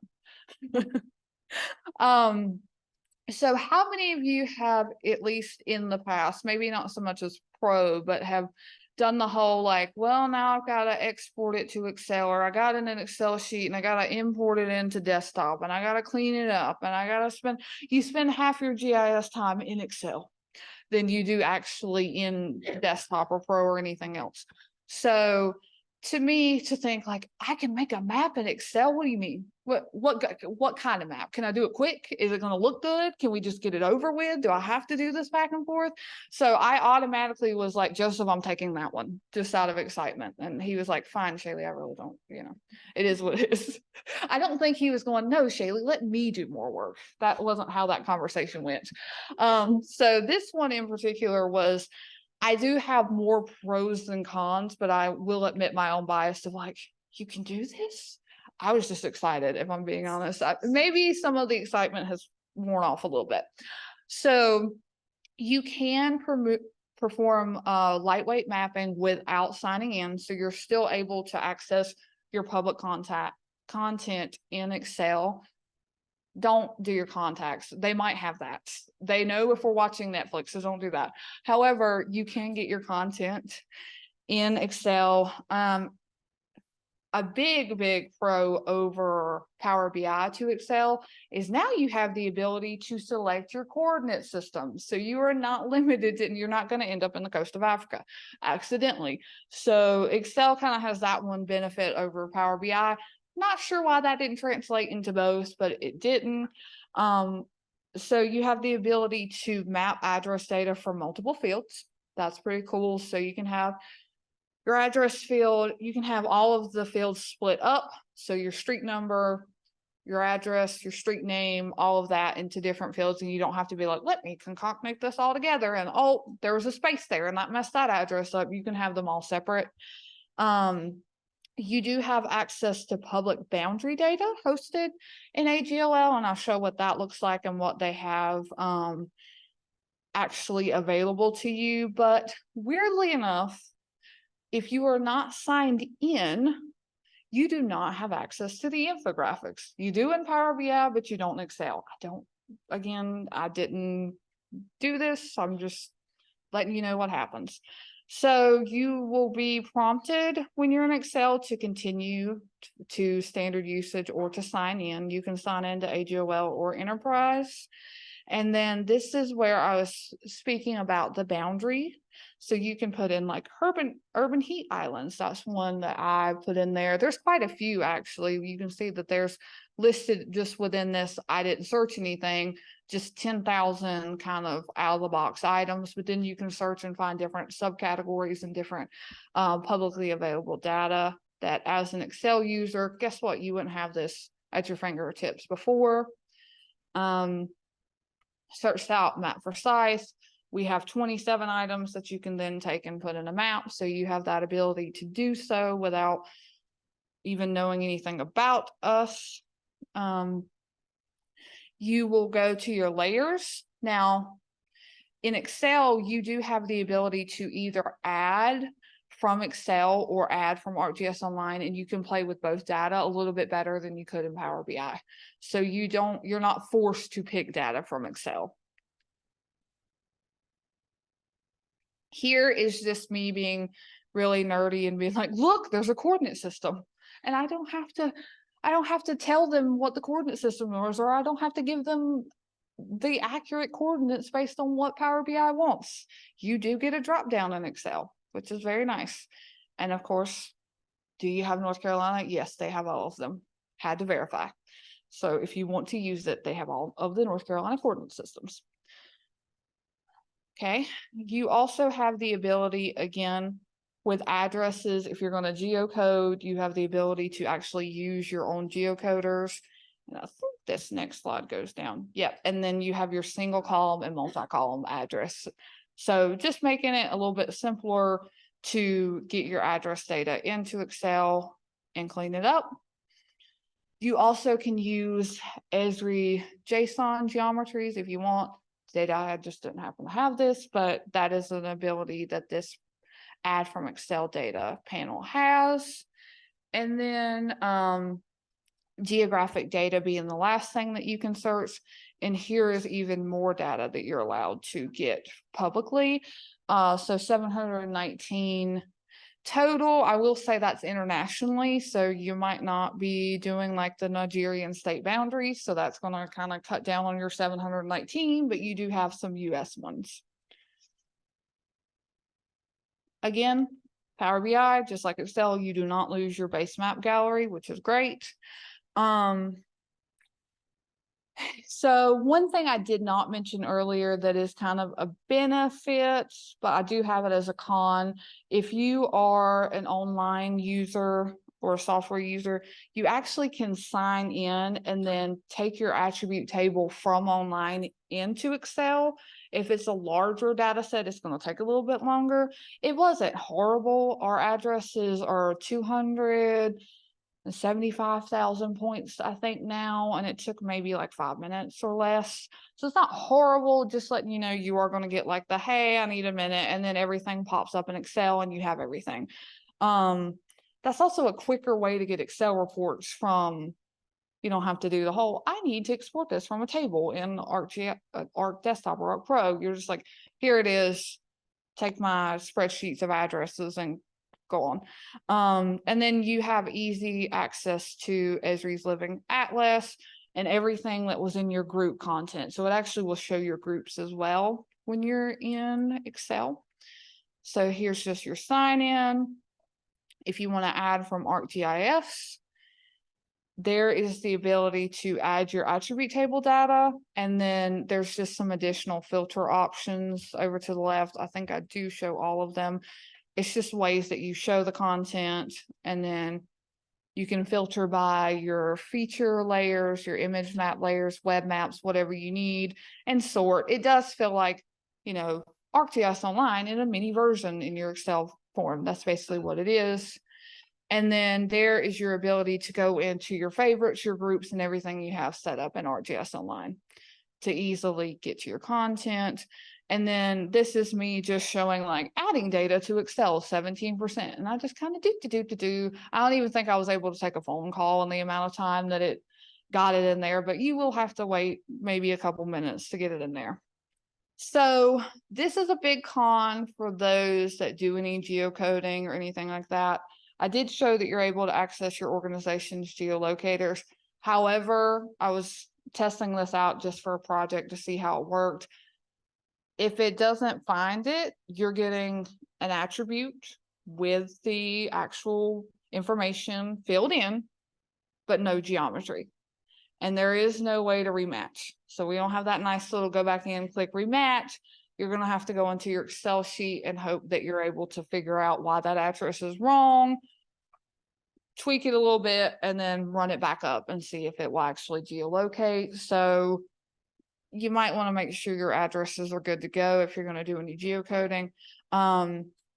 You do have access to analysis tools in Excel. So you have your measurement, your create buffer, drive time, and infographics. I'm just realizing after doing this presentation twice that I missed the E in measurement. How rude. Misspelled. So though all of those things are available to you, and I'll show you kind of where those are and what they look like. However, if it uses credits in AGOL, it's going to use credits in Excel or any of these. Let's just, if it uses credits, it's going to continue to use credits. So create buffer / drive time area will consume credits. Here again is your locators. Measurement tool is both for points and lines and polygons. So you have the ability to search, and you have all the traditional measurements and whatever unit that you need them in. And this is only, again, for people that are signed in to ArcGIS Online. You can set a create buffer or drive time area with your data or add new data or new points. I wasn't messing with that because we don't have the credits for all this, but it's in there. Then you have the ability to access your infographics. So again, I don't understand why this translates into Excel as being your signed in user. However, you don't get your infographics unless you're signed in. It's the exact same ones. So showing those to you earlier and showing you what they had, it's just in Excel now. You have a little bit more of a styling ability. So you have some like what you want to draw, what color. You can set a column for colors. You can do a heat map or anything like that within Excel. You can set your locations on the map. So you're getting kind of the sense that there is a little bit more in Excel that you can do. You can enable your pop-ups and make them look a certain way, which you didn't have in Power BI at all. So no pop-ups for you. In Excel, you do get your pop-ups. You get to set your labels, and individually you do some placement properties and things like that. All available within this one little window. I did not have active kind of location or AVL data, but you can do time lapses within Excel. So you can show progressions and things like that once signed in. And then, of course, set your visibility range, all of these custom things that you're used to doing already in AGOL. But here is my favorite part. Then you can save it to AGOL. So you can make this full map, do everything you need to do, and be like, okay, it's in Excel, woohoo, but nope, I can send it up and I can actually use it and share it out differently. So that piece was kind of like, hey, I really do like this, and it's connected. If you're not signed in and you're just an Excel user, you save your Excel, and you also don't get the print option. So I'm guessing you're making a screenshot of your map is kind of what you're getting. But if you are signed in, you get to print and you get to save it. And I think that is it. Sorry, that was a lot of slides. Are there any questions or anyone actually interested? I will tell you, the main question we got at Nickel Jesus is like, well, why would I use it and who would use it?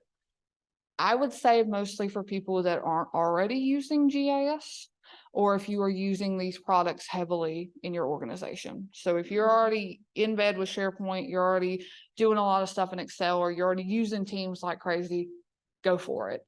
Or if you're wanting to, like in my staff, having someone that's such a Power BI user, now he's like, yay, I can do this. I can make a dashboard that has a map in it. And it doesn't have to, I don't have to know all these other things about GIS. That's where I see the power. Other than that, are there any other questions?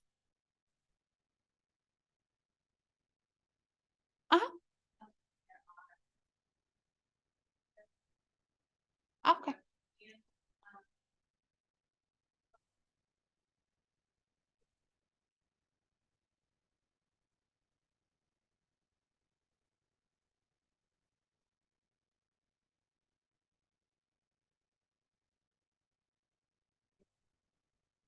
Mhm.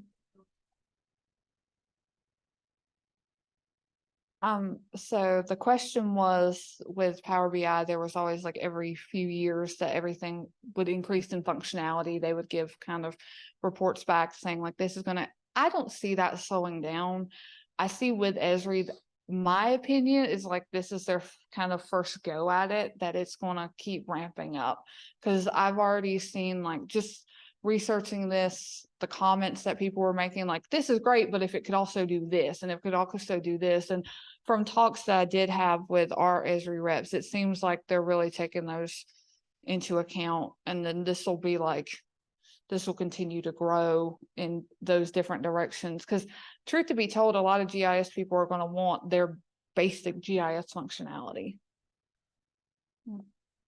Are there any other questions? All right, thank you guys. Okay, next up, we've got Trey, Curt, Duncan, and Dallas from WPCOG, and they're going to talk to us about drone mapping, disaster mitigation, and grant implementation. And we have a really cool couple of drones sitting up here to look at. Good afternoon. This is the last one of the day, so we'll try to make it interesting. I'm up here for my segment to talk about the evolution, where we began, because it's taken us a while to get to this point, but it's always been a dream, and we're finally starting to see it. So this will actually, the title will end up being what it is where we are now, what we're currently working on. So let's start from the beginning. This is all of us.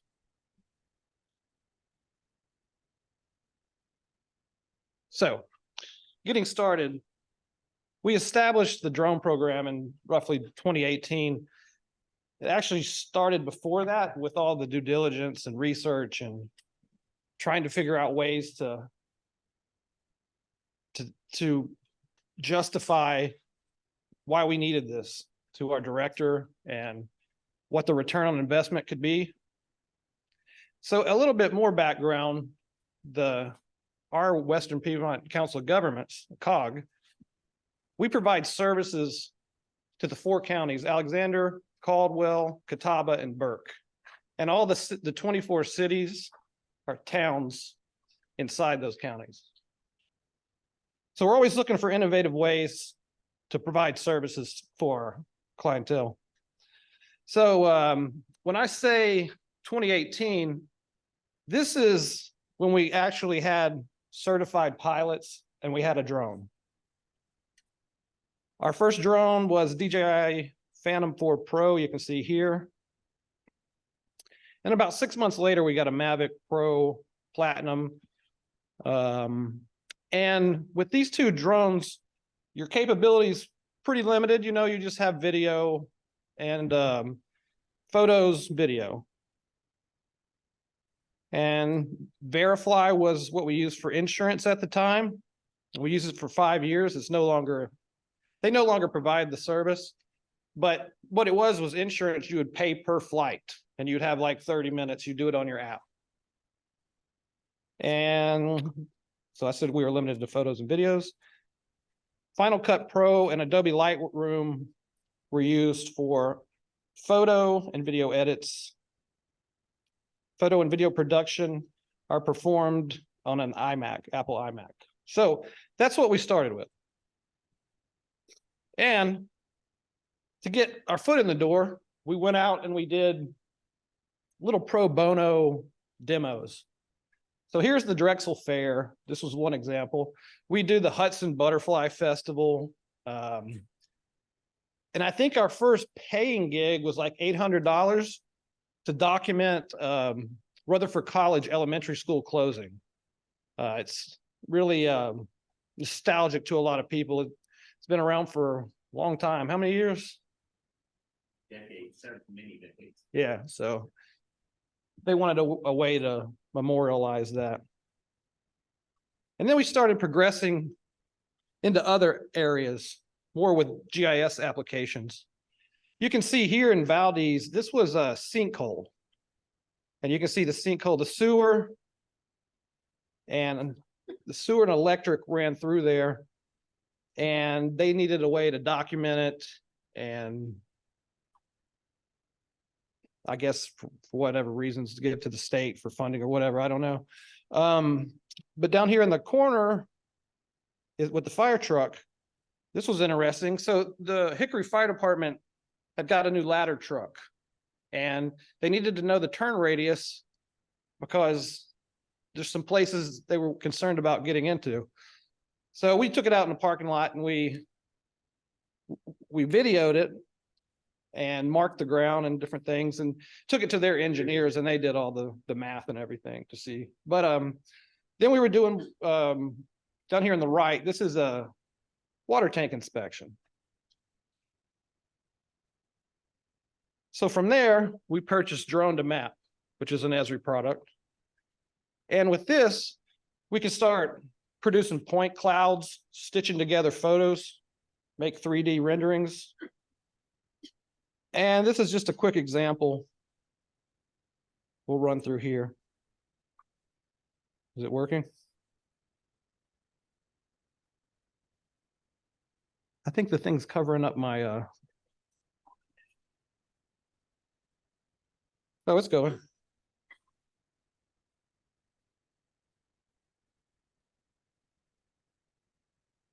This is Morganton City Hall. Really cool City Hall. They took an old factory or mill with something, and it's got a, right as you walk in, you see that water tank.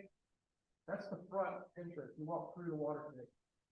Could you grab the mic with you, please? Thank you. Sorry. So I was just kind of showing the detail, you know, how good the camera was. At the time, it was pretty cool to be able to make your, you know, micro updated orthos and things. So then it goes into the topographical model and then the shade.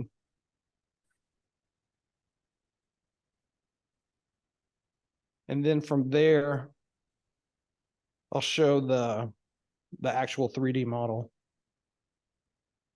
All those dots are just where it took a picture, and that was the flight path. And I guess this was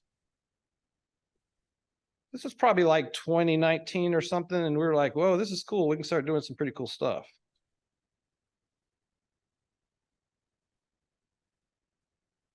But with these photo mosaics, with the photographs, you know, there's a lot you got to get right. You got to get the angle right. You know, the amount of pictures you take, you know, you can see some places where it's kind of like, looks like it's melting. It's just, it didn't capture it very well. But it's pretty cool. And I think we're almost done with this. But yeah, this is one of the coolest town halls, city halls. It's really nice inside too. Okay, I believe that's it.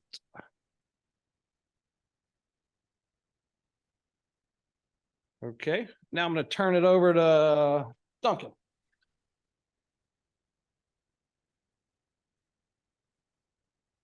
So we'll keep things moving along here. So we're here to talk about some more of the recent developments that we've been working on here at the COG. And of course, this is a process, you know, this is something that's relatively new to us. And so you can't just necessarily roll out and start taking pictures and expect everything to be perfect. You know, everything's kind of a learning curve. And like you saw in those 3D models that of the town hall just a few minutes ago, that's where we get out there and learn and say, well, you know, we need to adjust certain things in order for this to actually be able to work properly.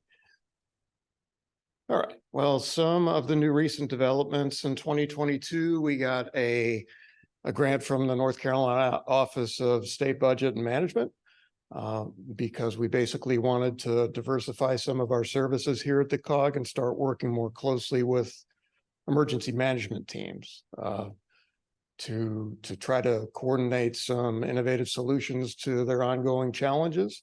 We recognize that we could leverage the experience that we have so far in drones and our GIS capabilities as well. So we became one of the few COGs in the US with the capability to complete in-house LiDAR missions. So with that grant, we purchased a drone, which was part of it. And that is the larger one here on the table. I think the LiDAR camera is on it right now. So the two primary goals of the grant, we wanted to coordinate capacity building efforts to make our region more resilient. It's, you know, a new area for us to be involved in, working with emergency management coordinators across the region. We want to do things that will help them aid in recovery efforts through grant acquisition. So we're training them in how to fill out those grants, how to submit those grants, how to manage those grants. And we've also got a drone that they can use. One of the rare ones, I think, that's not dedicated full-time to public service or public safety usage. So our drone has the capability, like I said, with LiDAR imagery. It also has thermal imagery capability, and then the sort of the standard video and regular image capabilities. The other primary goal is to develop a one-stop GIS tool for emergency management planning and for mitigation. So to date on this grant that we've been working on, like I said, we just purchased that advanced drone. It's a M300 Matrice drone. We do have the LiDAR capability. We want to do anything that we can to help and increase emergency management knowledge of, you know, whether it's flood threats or terrain. We can generate those 3D point cloud data images for them, kind of on a custom basis. We want to work with the local emergency managers to accurately map and analyze flood-prone areas that aren't shown on the FEMA maps. So here is kind of different. You know, I think we all understand that the FEMA maps aren't the most accurate things in the world. The idea here is to leverage local knowledge and work with folks so we can create a map that reflects what they're experiencing on the ground every time it floods.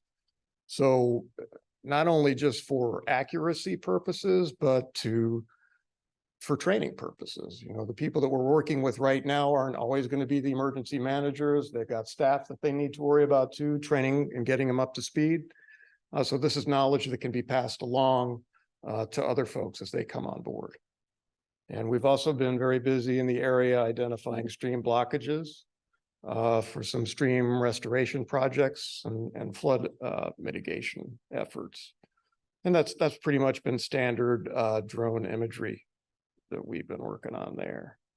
All right, we're going to go through a current project example, just kind of bearing in mind that, like I said, everything is still in flux and we're still developing things, but we can kind of show you where we are right now on this journey.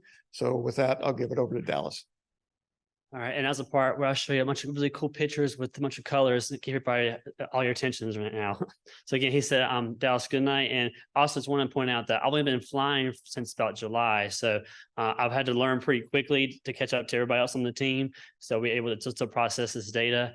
and provide our community with things that they might actually be able to use. Let's see, get this slide going.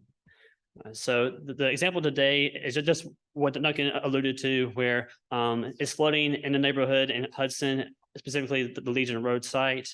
It's not on the floodplain, but there's some culverts that are just holding water and the dump water on certain houses specifically that are just seeing a lot of water come up that really shouldn't be. And so we want to help them show that there's a need for funds there and try to get a grant for this restoration project. All right, so study area, again, it's Legion Road site in Hudson. The green dot is just one of the many culverts that we're hoping to fix there. Now, I put that green dot there to kind of have you see what to hone in on as I show you all these different pictures and different models we're going to look at. Okay, and this is also a screenshot from ArcGIS Pro. So I didn't realize, or I should have realized that this is an Arc users group. So I should have done more on the Arc Pro side instead of everything else part of the processing, but bear with me there. So then before you even go out there, you need all the equipment. So he already pointed out the drone to you, and maybe I can pull this off without making a mess. But you got the drone, and you need the camera.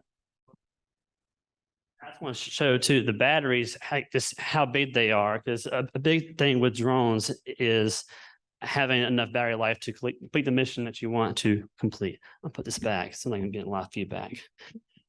And the other picture of that tall piece of equipment is the RTK. You're able to use that to get more accurate data and be able to keep the certain height above the ground for all your drone flight. Let's see. So that's the collection side of it.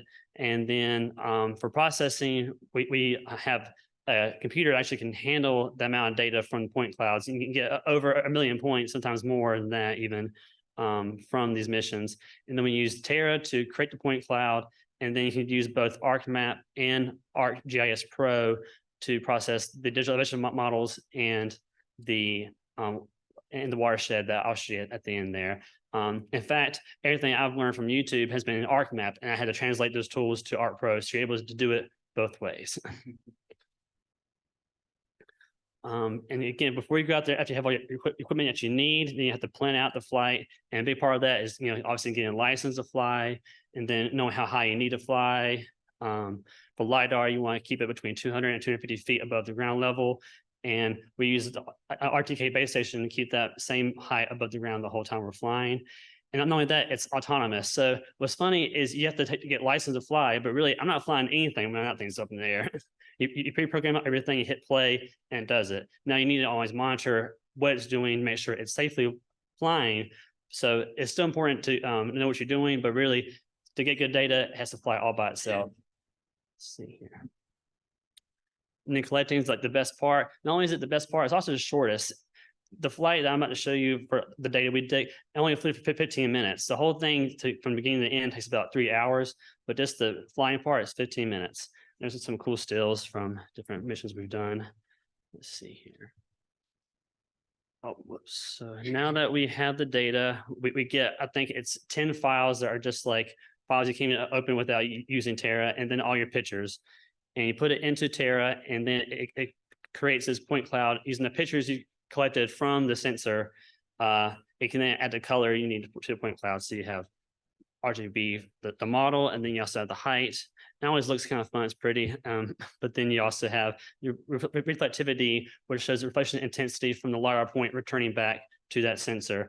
Now from this mission, this is for the same Hudson NC Legion Road site. Couldn't find a good example of why this is important, so I went to a different mission we did in Alexander County, and water doesn't reflect very well. I mean, it's reflective, but the points bounce everywhere, so usually you get no data from water. It's this big blank spot. So where we had a creek restoration, we can see I zoomed in there with those yellow circles, and the blank spots are the water, and where it's washing out on the creek, that's all the red. So there's a lot of sand and a lot of erosion happening on that creek. So there's still work to do. And pointing out, you can't see it from satellite with just the color. It's shaded out. It's covered by trees. Again, the LiDAR can get through the tree canopy and see what's on the ground. So back to our Legion Road site, the whole point of Terra is, sorry, the whole point of it is to get ground points. That's funny. So you see all the points there are in gray. That's both the trees, the roofs, everything. That's kind of good for a digital service model, but we want to do the elevation model.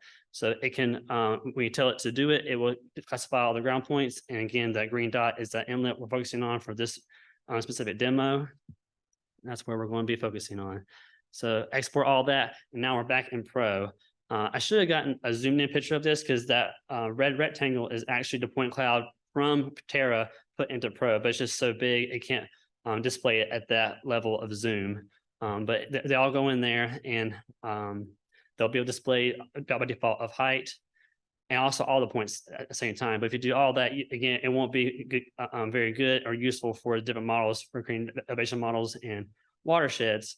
So I created a model in a model tool builder to be able to go from point cloud to the last data set, which is the bucket for your point cloud, and then from there to a digital elevation model, which is this. So you have shaded relief, which is just a 3D representation of that data. So it's not actually showing elevation, which is you use the stretch method for simulation, which is the one on the right. But I always like to still show the shaded relief. It looks a lot cooler, I feel, with all the 3D representation. And zooming in to our area. So that inlet actually leads to a culvert that dumps all this water onto an apartment complex. And you can kind of see from the shaded relief, the ditches that go around it, but it's not enough, and there's still a lot of water coming through there. I kind of skipped some steps there because really what we were trying to get to is to demonstrate how much water is coming from there. So go back. You used different tools that are actually within the spatial analyst license suite of ESRI, so that they cost extra. To do the digital elevation model, we had to have the advanced license, and we had to buy the extension for spatial analysts to do this. And this was using both flow direction, flow accumulation, snap pour point, and then watershed tools to be able to see how much area from this neighborhood and this data that's going towards that inlet. And then I used tabulate area to show how many feet it was, and then guessing about how much rain you might get. So if they get an inch of rain, they're getting 6,000 gallons of water dumped towards that apartment. So I think we're able to show that there's a clear need for restoration, or at least to improve the size or increase the size of the inlet or divert the water somewhere else. So again, this is why we did this. This is the map we turned in to Golden Leaf to be able to get this grant, and it's showing all the watersheds for all those problem inlets in that neighborhood. And really all that water is going through 4 or 5 inlets, which we might just need to increase or divert where the water is going through. Let's see. And I know we'll be able to probably get LiDAR data from USGS or other sources, but that could be out of date. It could be from a year ago or even more than that. With LiDAR, you're able to do it today and get a process today. It's that fast. And also it gets very detailed because you fly a lot closer to the ground than like most people are getting their LiDAR data from like airplanes flying over. So again, we turn this map into Golden Leaf, and it shows our 5 simple watershed basins within that neighborhood. Let's see, and their overview of like the workflow and time to show how timely it is. So the prep and flight time was about an hour for this mission. It includes notifying authorities. Again, you're flying a drone in somebody's neighborhood, they're going to call cops on you. I think we've had the cops called probably twice now. But what we just do is call the police department and let them know we'll be flying out there, and usually okay with that. Also getting clearance. Something to point out too, that there's a nice app called Airspace Link, and you're able to quickly get automatic approvals based on what time you're flying and how high you're going to be flying. If it's okay, then they'll give you approval like in a second. It's pretty great. Also, setting up the base station is very important because with that, you're able to keep that height above the ground that you want to the entire time. Processing point cloud, I said an hour because this was a 27.8 acre fly area.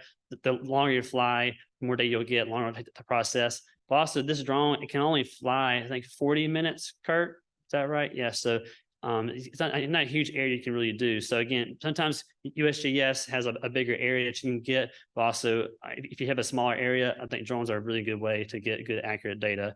And of course, the modeling you do from Terra and the Art Pro, about half an hour at best. And so you get that in about 2.5 hours. And that's really what I've been able to get to as far as our processing, but Duncan's going to show us where we're going in the future. All right. Thanks, Dallas. That was really good.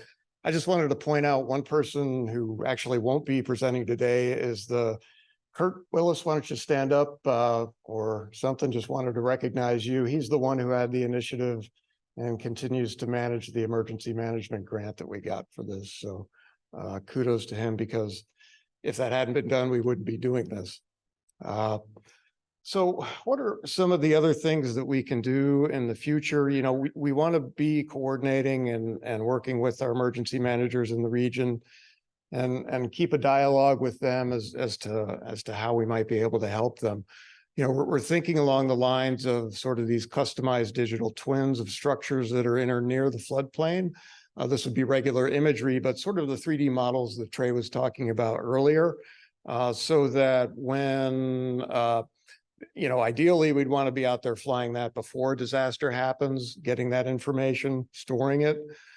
So when something bad happens, we could actually fly that same route again, pick up that information and do a comparison and have the emergency managers just give them a lot more help when they're working on their FEMA damage estimates. You know, oftentimes what happens is you're saying, well, you know, I think I had a wall over here and there were XYZ things attached to it here on the outside. If we can get an accurate 3D representation of that before anything bad happens, then we can do the comparison and help out with that. One other potential use that came up recently was developing a detailed LiDAR point cloud maps of trails. For search and rescue planning. So anything that we can do to help our folks that are out there looking for people. Again, this could be used for training purposes for people that are in the emergency management field. You know, there can be notations of common places where people tend to get lost, and just sort of help with that overall effort.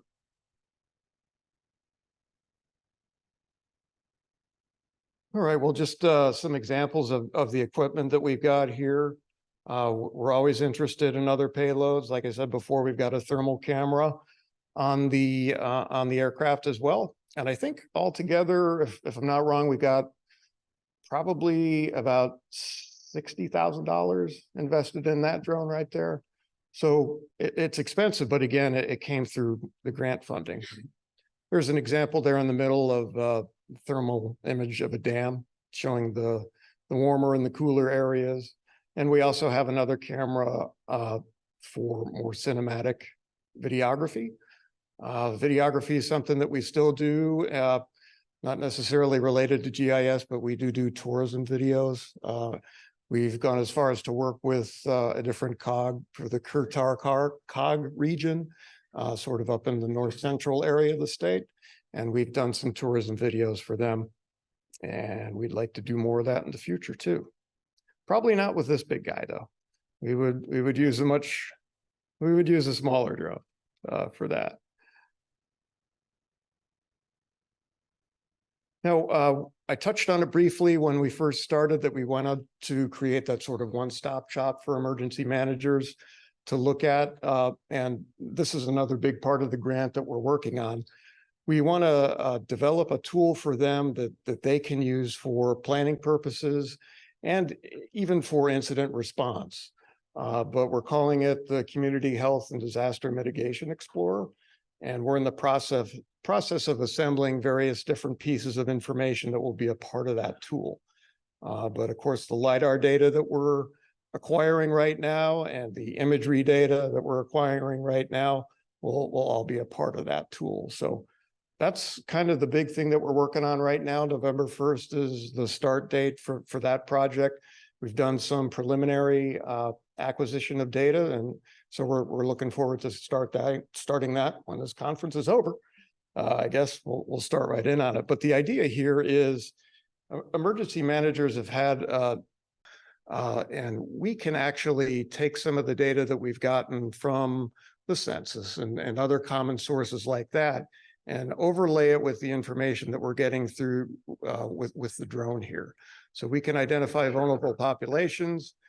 for them to, when it comes to planning purposes, when they're developing that disaster mitigation plan, or when they're in the process of responding, helping identifying where those people are.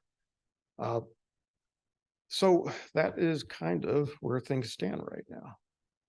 But we're open for questions.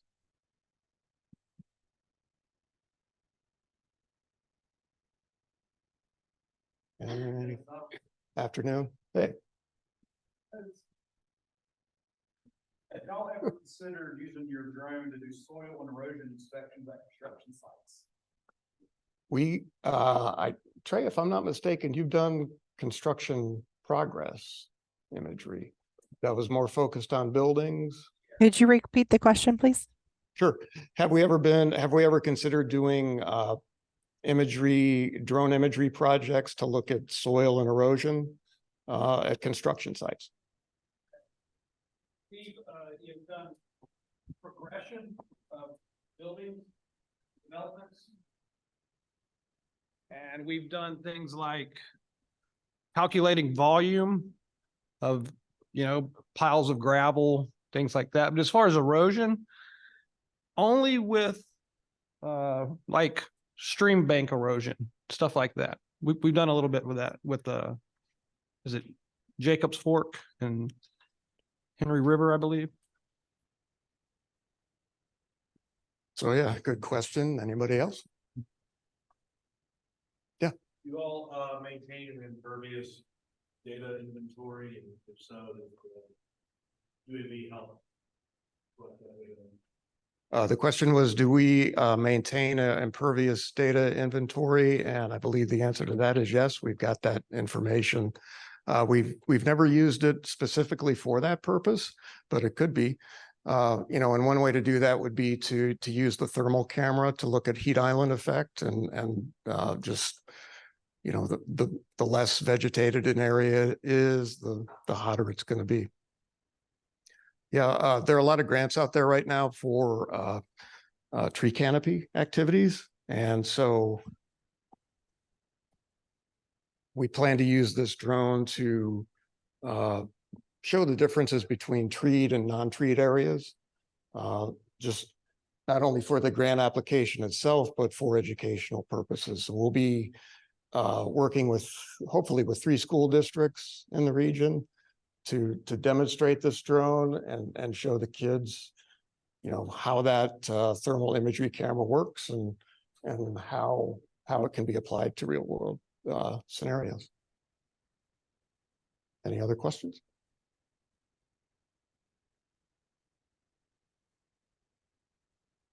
All right. Well, thank you very much. Thank you guys for that. That was really interesting. It was really cool to see, felt like the ghosts of past, present, future. I really enjoyed that format. So thank you very much. Just want to say a big thank you to everyone for being here today, presenters, attendees, virtual attendees, WPCOG for hosting us, OneSource for the virtual hosting, and then the NCAUG committee members that made today happen, organized everything for us.